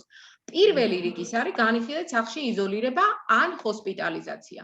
ანუ გვეუბნება, რომ ინფექცია, ასე შესაძლო ან დადასტურებული საშუალო სიმძიმის დაავადების მქონე პაციენტი ექვემდებარება იზოლირებას ვირუსის გავრცელების პრევენციის მიზნით, შეიძლება განიხილებოდეს როგორც ასე ვთქვათ, სახლში იზოლირება ტელემედიცინის ამ ვიზიტების გამოყენებით, ასევე ჰოსპიტალიზაცია თუ არის დამძიმების მაღალი რისკი და დამძიმების მაღალ რისკში ითვლება ან თანხლები ქრონიკული დაავადება, ან ორსულობა. ეხლა ამ შემთხვევაში არც ერთი არ გვაქვს, ამიტომ შეგვიძლია განვიხილოთ სახლში იზოლირება ტელემედიცინის ან ვიზიტების გამოყენებით, ანუ პირდაპირ შეგვიძლია გადავიტანოთ ეს ასე ვთქვათ, copy paste-ით სახლში იზოლირება ტელემედიცინის ვიზიტების გამოყენებით, შემდეგ ასე ვთქვათ, ნუ აი ხა მე უკვე იზოლაციის დასრულების კრიტერიუმებია, რომ ანუ აქ 10 დღე + 3 დღე ცხელების და რესპირატორული სიმპტომების გარეშე, ეს არის ჯანმოს კრიტერიუმები და ჩვენი კრიტერიუმები, თუმცა მსოფლიოში შეიძლება ეს კრიტერიუმები ერთმანეთისგან განსხვავდებოდეს. მოკლედ,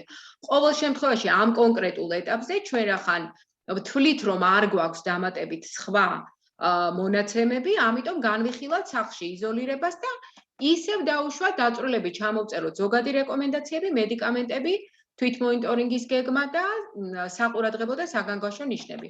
რა იქნება ზოგადი რეკომენდაციები? აი პირდაპირ შეგვიძლია copy paste-ით გადმოვიტანოთ, ასე ვთქვათ, ზოგადი რეკომენდაციები პირდაპირ ამ პაციენტისგან. ანუ სიმპტომური მართვა და დამხმარე მოვლა რა იქნება? ხველა არ აქვს, ამიტომ თაფლი დიდად არ გვინდა. ანუ პაციენტს ურჩიეთ ადეკვატური და წყლის მიღება, მეთანხმებით, რომ ეს შეიძლება გადმოვიტანოთ. ხო, კი ბატონო, ანუ გადმოვიტანოთ ეს.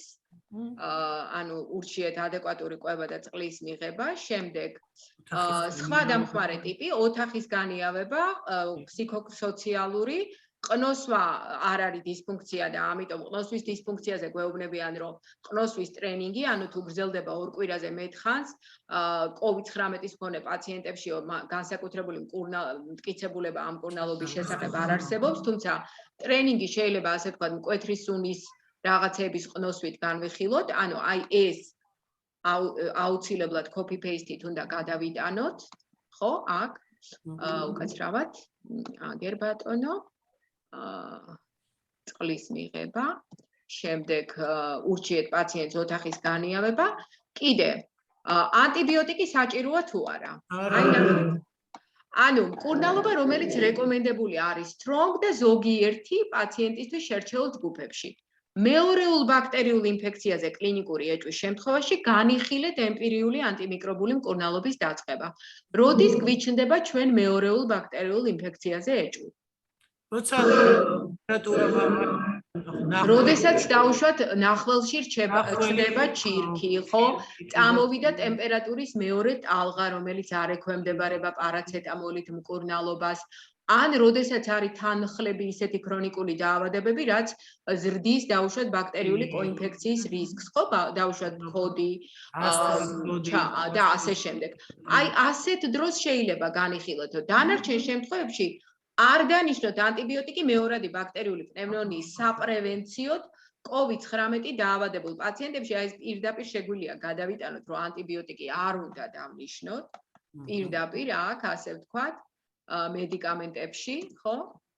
არ დავნიშნოთ. გარდა ამისა, მედიკამენტებიდან რა უნდა ვურჩიოთ? ანუ გვეუბნებიან აგერ პირდაპირ სიცხის მართვაზე და სიცხის დამწევი და ტკივილგამაყუჩებელი. ანუ პარაცეტამოლი ან იბუპროფენი ანთების საწინააღმდეგო არასტეროიდული საშუალებების მიღებისას, როგორიცაა მაგალითად იბუპროფენი, მძიმე გვერდითი მოვლენების რისკის მტკიცებულება ამჟამად არ არსებობს.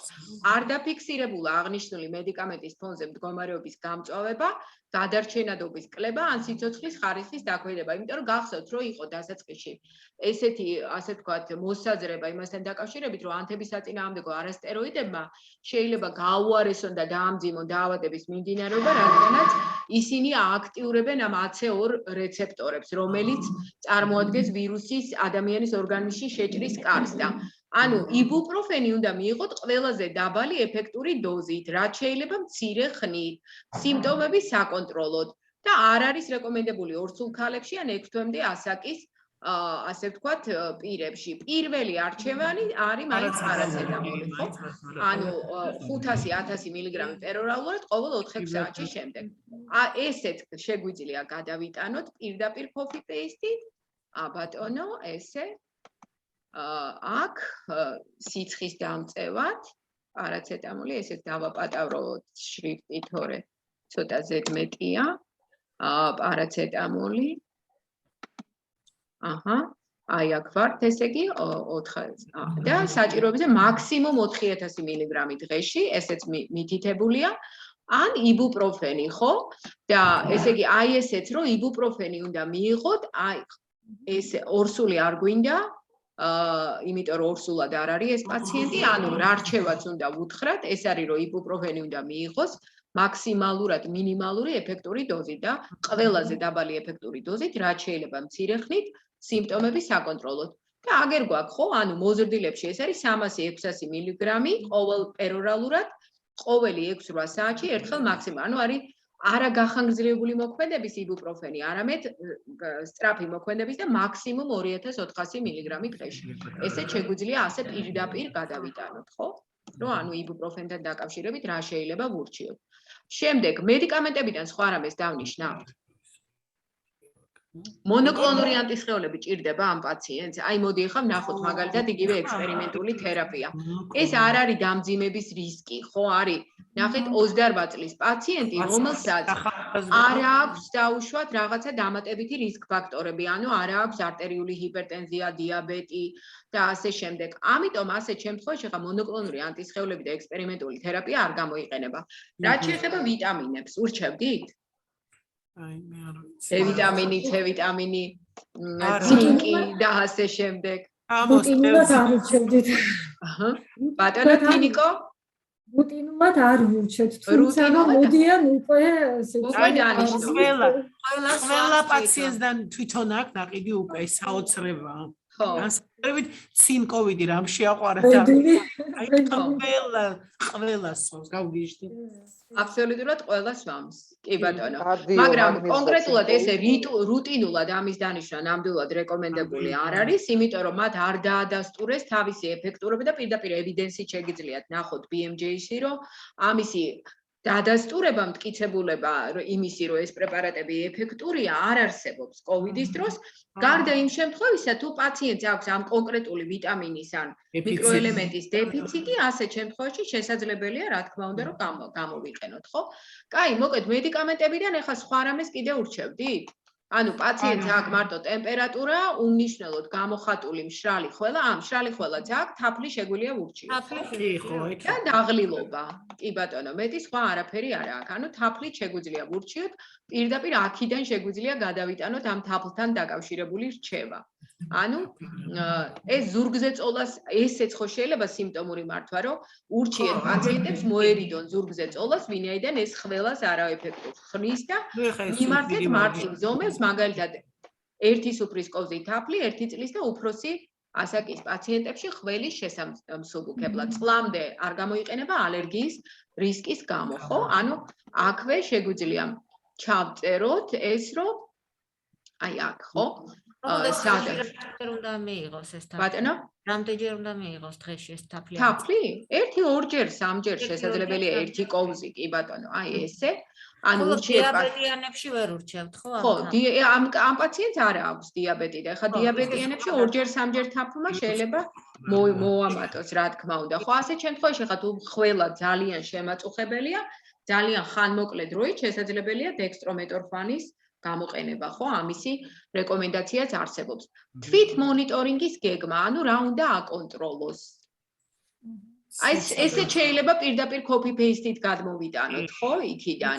პლუსი წნევა. კი ბატონო, ანუ აი პირდაპირ ამ GFM-ას ჩვენი ასე ვთქვათ, სად არის COVID-დან, აი ეს, ანუ სხეულის ტემპერატურა, ქოშინის ეს ყველაფერი შეიძლება გადმოვიტანოთ copy paste-ით, ანუ რაც უნდა აკონტროლოს. მოკეთ ასეთი ამბავია. და ეხლა ერთი გავაორმაგო კიდე სლაიდი, იმიტომ რომ აღარ გვეტევა აქ და შესაბამისად ესენი აქიდან წავშალოთ და აქ გავაგრძელოთ აი ეს. მედიკამენტები დავწერეთ.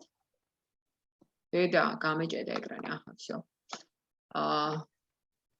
მედიკამენტები დავწერეთ ახლა და გვინდა გვაინტერესებს თვით მონიტორინგის გეგმა, რომელიც აგერ ჩამოვწერეთ. გვაინტერესებს საყურადღებო ნიშნები, ანუ და საგანგაშო ნიშნები, ხო? საყურადღებო ნიშნებში გადმოვიტანთ თუ არა იგივეს, რაც წინა შემთხვევაში. ანუ როდის რეკავს პაციენტი თქვენთან.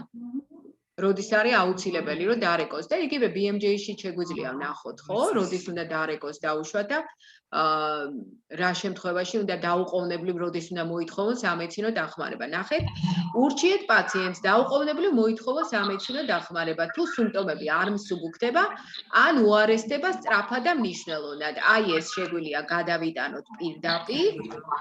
ასე. თვითონ დაგვიგავშეთ ჩვენ. კი ბატონო. ასე? ხო, კი ბატონო და საგანგაშო ნიშნები შეგვიძლიათ გამოვიტანოთ აბსოლუტურად იგივე, რომელიც ქონდა წინა შემთხვევაში, ხო? ანუ საგანგაშო ნიშნებში ქოშინი, ცნობიერების დაბინდვა, კიდურის ასიმეტრიული შეშუპება და ასე შემდეგ, ყველა მათგანი შეიძლება გადმოვიტანოთ აქვე. ეხლა ამ პაციენტთან რამდენ ხანში დაგეგმავდით განმეორებით კონტაქტს? მესამე. ხო, შეგვიძლია დავგეგმოთ ყოველ მესამე დღეს, ხო?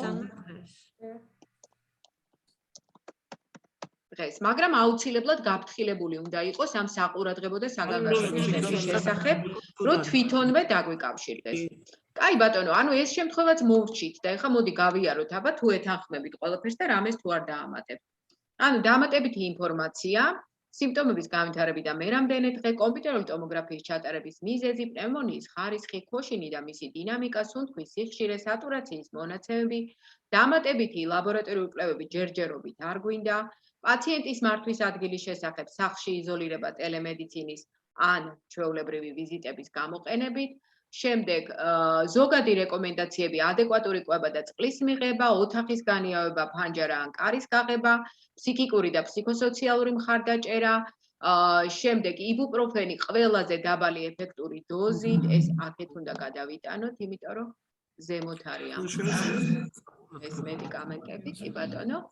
ანუ მედიკამენტებთან დაკავშირებით არ ვნიშნავთ ანტიბიოტიკებს მეორადი ბაქტერიული პნევმონიის საპრევენციოდ, პარაცეტამოლი 500-1000 მილიგრამი პერორალურად ყოველ 4-6 საათზე, ანუ ბავშვები არ გვინდა, შეგვიძლია წავშალოთ, იმიტომ რომ ეს ბავშვი არ არის მოზრდილებში.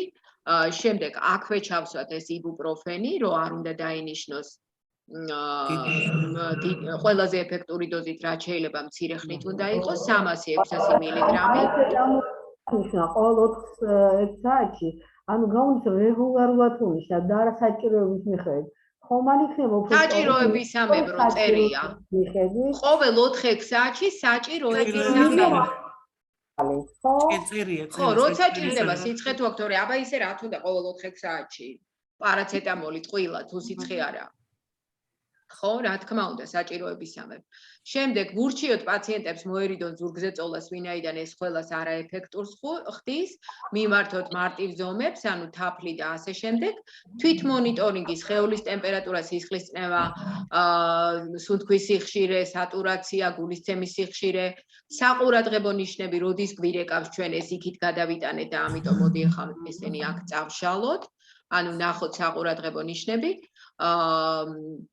ურჩიეთ პაციენტს დაუყოვნებლივ მოითხოვონ სამედიცინო დახმარება, თუ სიმპტომები არ მსუბუქდება, ან უარესდება სწრაფად, ან მნიშვნელოვნად და საგანგაშო ნიშნები, ქოშინი, ცნობიერების დაბინდვა, შარდის გამოყოფის შემცირება, სისტოლური წნევა ნაკლები 100-ზე, სატურაცია ნაკლები 90-ზე, სისხლიანი ხოლა, ტკივილი გულმკერდის არეში, სტენოკარდიული ტიპის, კიდურის ასიმეტრიული შეშუპება და რამდენ ხანში დავგეგმავთ განმეორებით კონტაქტს პაციენტთან ყოველ მესამე დღეს და გამომდინარე მდგომარეობის დინამიკიდან, ხო? კი. შეიძლება დავამატო ერთი თუ შეიძლება პაციენტისთვის არ გვიკითხავს თანხლები მდგომარეობის ან წარსულში გადატანილი რაიმე პათოლოგიის ან თანხლები რისკ ფაქტორების შესახებ. ხომარჯობდა ესეც დაგვიწყდა. სად, ანუ თინიკო რას მეუბნები, სად, ანუ დასაწყი. დამატებითი ინფორმაცია. ანამნეზის ნაწილი. რისკ ფაქტორები. შესაძლო რისკ ფაქტორები შესაძლო. ან თანხლები დაავადების ან გადატანილი თანხლები დაავადებების შესახებ ინფორმაციის მოძიება, ხო? ბატონო, ანუ ეს არის. კიდე რამე სხვა არ დავამატებდით? არა, ყოფილია. არ დავამატებთ არაფერს.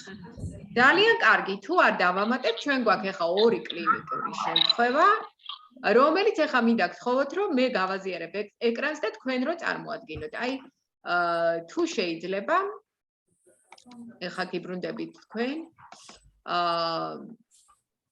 მანანა, მეტკაპიტალიდან. იქნება ერთი კლინიკური შემთხვევა, ეს პირველი დიაბეტი მე გავაზიარებ და შენ წარმოადგინო. და მეორე, რა ვიცი, ან ქალბატონმა თამარმა, ან ქალბატონმა ინგამ. ხა ან აი დავით ჭანტურიასთან ვინ არის ჩართული ახლა? დავით ჭანტურიას სახელი, თუ შეიძლება თქვენი სახელი რომ მითხრათ?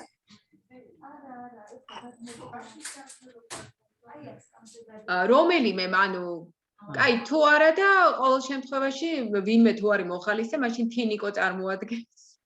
შემდეგ მეორე შემთხვევას.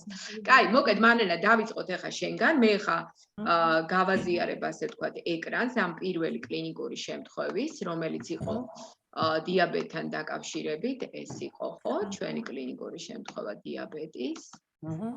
აი ბატონო, აი ესე დიდად და მოყევი ეს ამბავი, ხა ავწიოთ ეს და აგერ დავიწყოთ თავიდან, ხო, პირდაპირ შემთხვევა. წაიკითხე.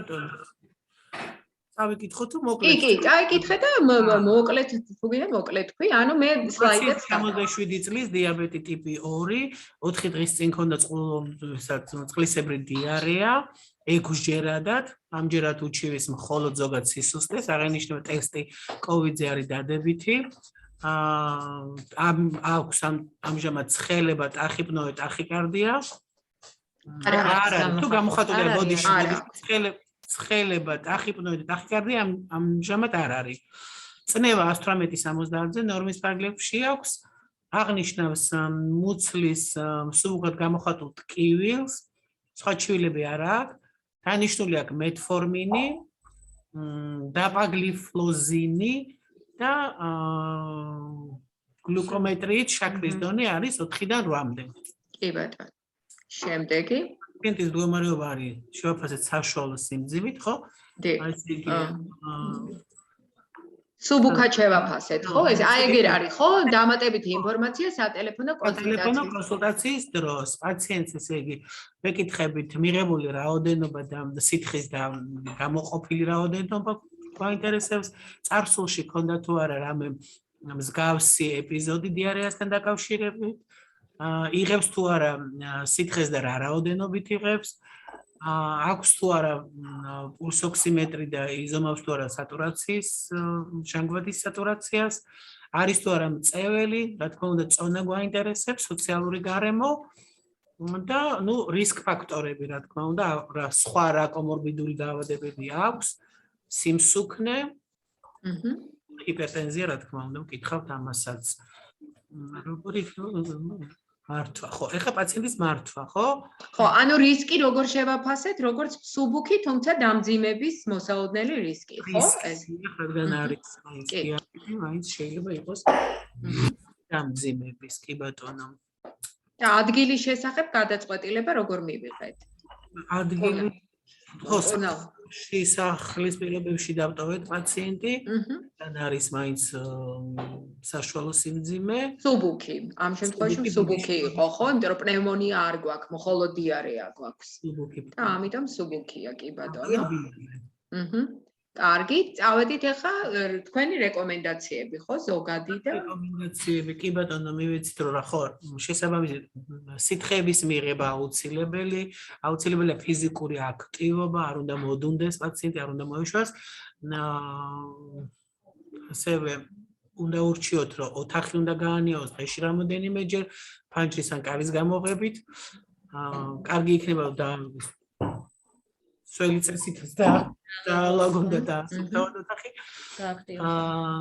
ასევე ხო, ფსიქიკური და ფსიქოსოციალური მხარდაჭერა აუცილებლად ჭირდება ოჯახის წევრებისგან პაციენტს. ასევე მართვა უძილობასთან და დეპრესიასთან. აუცილებლად ამასაც გამოვკითხავთ, ხო აქვს თუ არა უძილობა, დეპრესია და ასე შემდეგ. მედიკამენტები გადავწყვეტეთ, რომ რადგან პაციენტი იღებს SGLT2 ინჰიბიტორების გამო, რომელმაც შეიძლება გამოიწვიოს გართულებები, COVID-ის დროს ვთხოვთ, რომ შეაჩეროს ამ მედიკამენტის მიღება, ხო? დროებით, ხო. ენდოკრინოლოგთან შევათანხმოთ, ხო? რა თქმა უნდა, ხო, სასურველია, რომ ენდოკრინოლოგთან გაიაროს კონსულტაცია და ესა დანარჩენი რასაწყებულობს ვაგრძელებთ, კი ბატონო. ასევე, ხო, განვიხილავთ მონოკლონური ანტისხეულების მკურნალობის სქემას, ხო? ამ შემთხვევაში ამ პაციენტთან საჭიროდ ჩავთვალეთ და კარგი იქნება რომ გაკეთდეს, ხო ეს? თუმცა ერთხელ კეთდება გადასხმა და ძალიან კარგი იქნება. და შემდეგი, ხო, თვითონ მონიტორინგის გეგმა, ასე იგი პაციენტს მივცემთ დავალებას, რომ აუცილებლად გაიზომოს სხეულის ტემპერატურა, სისხლის წნევა, გულისცემის სიხშირე, სუნთქვის სიხშირე, სატურაციის აპარატი აქვს პაციენტს და გაიზომავს ასევე. დანარჩენი მე მგონი ყველაფერი ხო?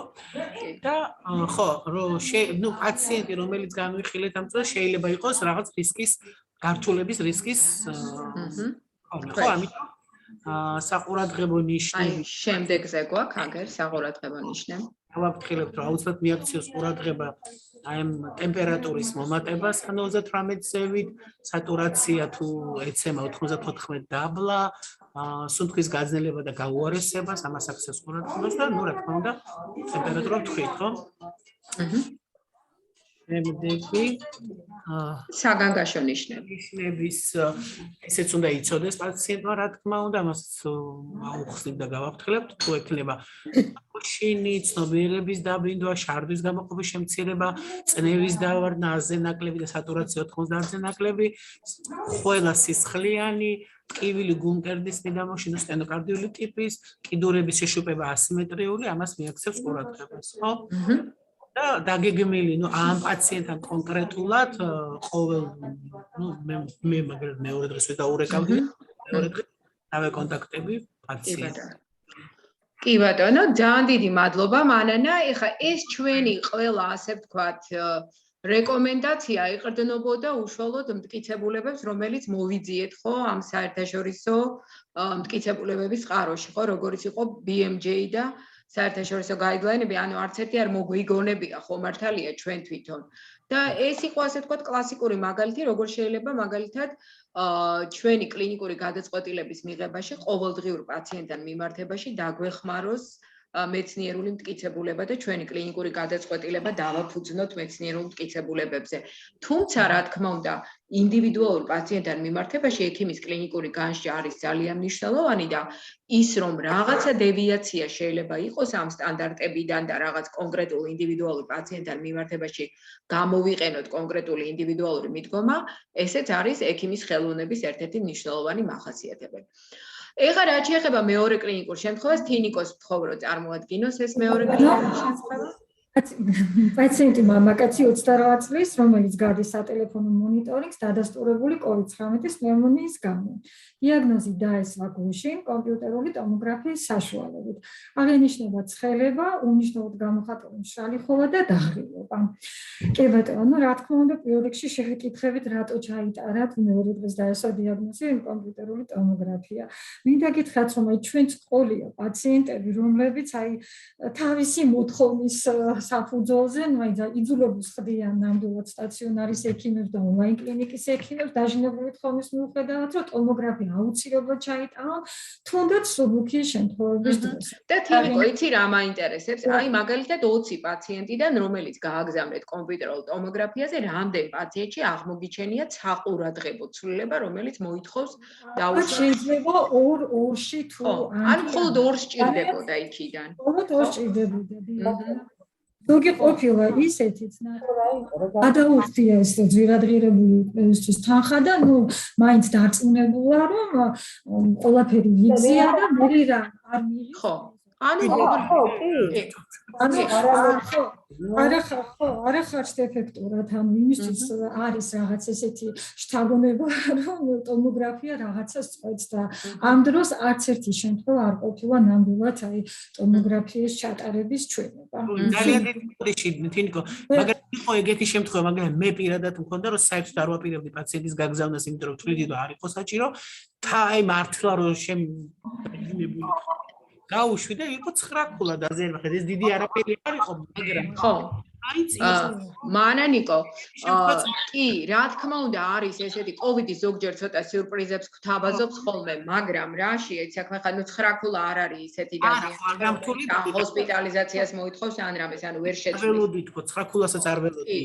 ზოგჯერ შეიძლება იყოს, თუმცა გვეუბნებიან, რომ აი ეს დაბრული მინის სიმპტომები და ესეთი ატიპიური ცვლილებები კომპიუტერულ ტომოგრაფაზე შეიძლება აღმოჩნდეს მათ შორის მსუბუქი COVID-ის დროსაც. თუმცა ეს არ გვიცვლის ჩვენს გადაწყვეტილებას და არ ცვლის მკურნალობის ტაქტიკას. ამიტომ ზედმეტად ვაცხილოთ ეს ადამიანები, იმიტომ რომ რაღაცა 9 ქულიანი პნევმონია აღმოაჩინეს, რა თქმა უნდა, არ არის რეკომენდაცია. კი ბატონო, კაი გავაგზავნოთ თინიკო. დიახ, შემდეგ პნევმონიის ხარისხიც, რადგან ეხლა პაციენტის შემთხვევაში მაინც ითვლება საშუალო სიმძიმედ.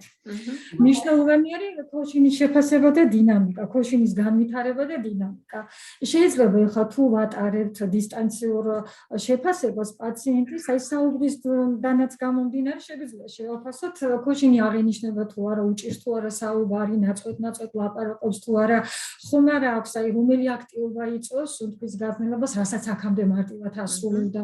დაუშვათ მჯდომარე მდგომარეობაში ხომ არ უვითარდება ეს სუნთქვის გაზნელება და ხელს ხომ არ უშლის დაუშვათ მოძრაობაში, ან ბევრი ინფორმაციის მიღება შეიძლება დისტანციურადაც, ნუ პირისპირ შეფასებისა დამატებით შეგვიძლია ციანოზი ხომ არ არის გამოხატული, სუნთქაში დამხმარე კუნთების მონაწილეობა.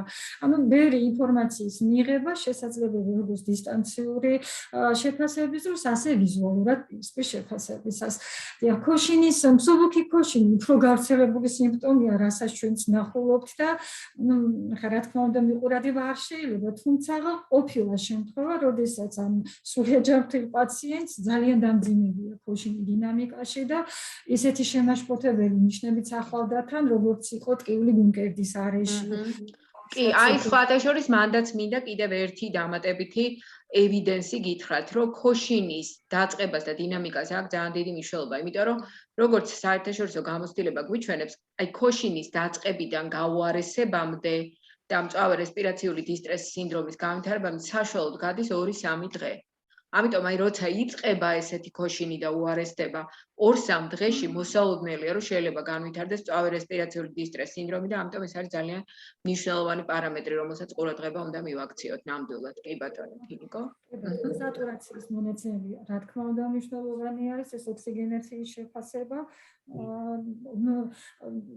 პაციენტს ვურჩევთ თვითონ თუ აქვს პულსოქსიმეტრის გამოყენების ტექნიკასთან დაკავშირებით შეგვიძლია მივცეთ რეკომენდაციები, ვინაიდან გარკვეული მდგომარეობამ შეიძლება შეცვალოს ეს მაჩვენებელი. დაუშვათ იგივე პაციენტის მოძრაობამ, კანის ფერმა, ცივმა, თქვათ, თითის ფალანგმა, ჩხილის ლაქიხის მამაკაცი ამ შემთხვევაში არა. ყოველ შემთხვევაში თუ არის ხელმისაწვდომი პაციენტისთვის გაზონის ეს მეთოდი შეგვიძლია გარკვეული რეკომენდაცია მივცეთ არასწორ მაჩვენებლებთან დაკავშირებით. ერთ-ერთი საინტერესო მაჩვენებელია, თუმცა მაინც და მაინც დამაიმედებელი არ უნდა იყოს, იმიტომ რომ ჩვენ ქონდა შემთხვევა სატურაციის მაჩვენებელი იყო 95-ზე მეტი, მაგრამ ძალიან სწრაფად შეიცვალა მდგომარეობა და გაჩნდა ისეთი სიმპტომები, როგორიც იყო აი სუნთქვის გაძნელობა, ტკივილი გუმკების არის და სხვათა შორის ვენის თრომბოზის დიაგნოზით სტაციონარული მკურნალობა. ესეთიც ამიტომ არის ძალიან მნიშვნელოვანი, რომ ხშირად კი, ასე არ მოვდუნდეთ და ყველა შემთხვევაში რაღაც კლინიკური ჩვენი აზროვნებაც აუცილებლად უნდა იყოს ჩართული. კი ბატონო. შევეკითხებით პაციენტს რისკ ფაქტორების თაობაზე დაუშვათ ეს ახალგაზრდა მამაკაცია თამბაქოს. ნიკო, სადღაც შორს არის შენი ხმა, ცოტა ახლოს მოიწევ. დიახ, პაციენტს შევეკითხებით, აი შესაძლო რისკ ფაქტორების თაობაზე გამოვიკითხავთ, ხომ არ არის თამბაქოს მოხმარებელი, დაუშვათ წონის თაობაზე, ჭარბწონიანი ადინამია. რაც ასევე ინფორმატიული არის ამ მდგომარეობის მართვისას. ასევე თანხმობრივ დაავადებებს დაუშვათ ამჟამად არსებული ან წარსულში გადატანილი. სავარაუდოდ ალბათ არ აქვს, მაგრამ მხედველობიდან არ უნდა გამოგვიჩეს. ლაბორატორიულ კვლევებს ამ ეტაპზე არ დავნიშნავდეთ, იმიტომ რომ სულუქი შემთხვევა არის ჯერჯერობით და რუტინულად ნამდვილად არ დავნიშნავთ აქ კვლევებს. ვინაიდან არაფერს არ მოგცემს დროის კარგვის მეც და არ ესაჭიროა. პაციენტის მართვის ადგილის შესახებ ჯერჯერობით შეიძლება ბინაზე მართვის განხორციელება. ასევე როგორც ტელემედიცინით, ასევე ჩვეულებრივი ვიზიტებით, უბრალოდ ვურჩევთ, რომ მიიღოს ჯერ პირველ რიგში იზოლირება ინფექციის პრევენციის და გავრცელების თავიდან აცილების მიზნით აუცილებლად. შევამოწმოთ თვითონ სახლის პირობებსაც, ეხლა რამდენად შეიძლება ამ პაციენტის იზოლირება, შეუძლია თუ არა ახალგაზრდა ადამიანი, მაგრამ ზოგადად თქვათ ან თუ ყავს მოვლელი პერსონალის თუ გათვიცნობიერებული ამ კოვიდის მართვასთან დაკავშირებით, ფსიქოსოციალურ გარემოს, ვურჩევთ სითხეები მიიღოს აქტიურად, გაანიავოს ოთახი, თახაერზე თუ შესაძლებელია იაროს, იმოძრაოს აქტიურად. თუ აქვს ახლა დეპრესიის შფოთვის სიმპტომები, შესაძლებელია ფსიქოლოგიური ხარდაჭერაც, რა თქმა უნდა, ჩვენგან. მედიკამენტებს რაც შეეხება, ეხლა ყველა წერია მშრალი ყველა. ვურჩევთ იგივეს რეკომენდაციით, აი თაფლის გამოყენებას, თუ არ აქვს ალერგია და თუ ამის უკუჩვენება არ არის. ვინაიდან ეს ყველას უფრო ამსუბუქებს და საკმაოდ კარგი საშუალებაა. მე თუ მკითხავთ. დიახ. აი სიცხის დამწევ საშუალებებს სიმპტომურად, დიახ, პარაცეტამოლი კი ბატონო, მარჩევის პრეპარატია, ოღონდ სისტემატურად მიღებაც, რა თქმა უნდა, ზოგჯერ უყვართ პაციენტებს სიხშირის გაზრდა და ამაზეც, რა თქმა უნდა, მეთვალყურეობას გავუწევთ. ასევე არასტეროიდულ საწინააღმდეგო საშუალებასაც ალტერნატივას თუ დანიშნვის უკუჩვენება არ არსებობს, დიახ. ზურგზე წოლას, რა თქმა უნდა, ვურჩევთ მოერიდონ, ისიც ერთ-ერთი მარტივი ზონა მდგომარეობის გაუმჯობესების და აწარმოოს თვით მონიტორინგი დაუშვათ ყოველდღიურად შეიმოწმოს ტემპერატურა, არტერიული წნევა, გულისცემის სიხშირე, რესპირაციის სტატუსი თვითონ. ხო, ჯანმრთელი ადამიანია და სხვა ესეთი. იმედია არ დამძიმდება, ხო? არ დამძიმდება და ხო, ოქსიმეტრია რა თქმა უნდა განახორციელოს და ინფორმაციას მივაწვდეთ კიდეც საშიშროების ნიშნების თაობაზე, დაუშვათ გაძნა და სუნთქვა, გაჩნდა ახალი სიმპტომები, ხველის ინტენსივობა სიხშირე. თინიკო, სადღაც დაიკარგა შენი ხმა. დიახ, ვესაუბრ პაციენტს ასევე მივაწვდი ინფორმაციას აი საგანგაშო საშიშროების ნიშნების განვითარების თაობაზე. თუ დაუშვათ წნევა დაქვეით და 100 მმ ვერცხლისკესროზე სატურაციის მაჩვენებელმა 90-ზე ქვევით დაიწია, ტკივილი გუმკერდის არეში გაჩნდა, ქოშინი განვითარდა, ან პროგრესირდა, კიდურების ერთი კიდურის ასიმეტრიული შეშუპება, ეს უკვე მიუთითებს, რომ გამაფრთხილებელი საგანგაშო ნიშანია და აუცილებლად უნდა მართოს ან გამოიძახოს ასთორები. განმეორებით კონტაქტს ალბათ სიხშირე ყოველ მესამე დღეს მდგომარეობიდან გამომდინარე. კი ბატონო. ძალიან დიდი მადლობა თინიკო. ქალბატონო, წერილი ამოსული, რომ არ ვფიქრობ, რომ ლაბორატორიული კვლევები ზედმეტია, იქნებ განვიხილოთ ეგ საკითხი. აბა, სად არის წერილი? ხო, თანხლები რისკმა მე მაინც არ ვფიქრობ, რომ ლაბორატორიული კვლევები ზედმეტია, ვინაიდან შეიძლება იყოს თანხლები რისკ ფაქტორი, მეორე შემთხვევაზე ვსაუბრობ, მეც ქონია 10 ქულა და 12 იწუ სიმპტომოდ, უმთავრესი სიმპტომებია კი ბატონო მაინც. ქალბატონო ლელა, დიდი მადლობა ამ კითხვისთვის.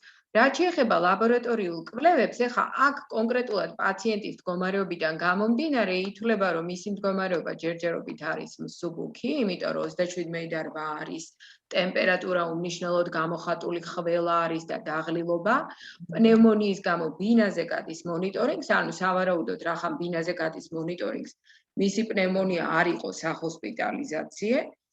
და შესაბამისად, ეხა აქ ლაბორატორიულ კვლევების დანიშვნას ამ ეტაპზე უბრალოდ არ აქვს გადამწყვეტი მნიშვნელობა სტრატეგიის და ჩვენი ტაქტიკის შეცვლის მიზნით. ინდივიდუალურად ეხა შეიძლება, რა თქმა უნდა, ზოგიერთ შემთხვევაში საჭირო გახდეს რაღაც ლაბორატორიული კვლევის დანიშვნა გარკვეული თანხლები რისკ ფაქტორებიდან და თანხლები დაავადებებიდან გამომდინარე, მაგრამ ამ კონკრეტულ შემთხვევაში, როდესაც ახალგაზრდა პაციენტია, სხვა მხრივ ჯანმრთელი არ გვეუბნებიან, რომ თანხლები დაავადება აქვს, თანხლები რისკ ფაქტორები აქვს, უბრალოდ პნევმონია კომპიუტერული ტომოგრაფიით, რის გამოც ბინაზე მონიტორინგს გადის, ანუ სავარაუდოდ მსუბუქი პნევმონია და არ ესაჭიროება ჰოსპიტალიზაცია, რომელმა ლაბორატორიულმა კვლევამ შეიძლება შეგვაცვლევინოს ჩვენი მკურნალობის ტაქტიკა.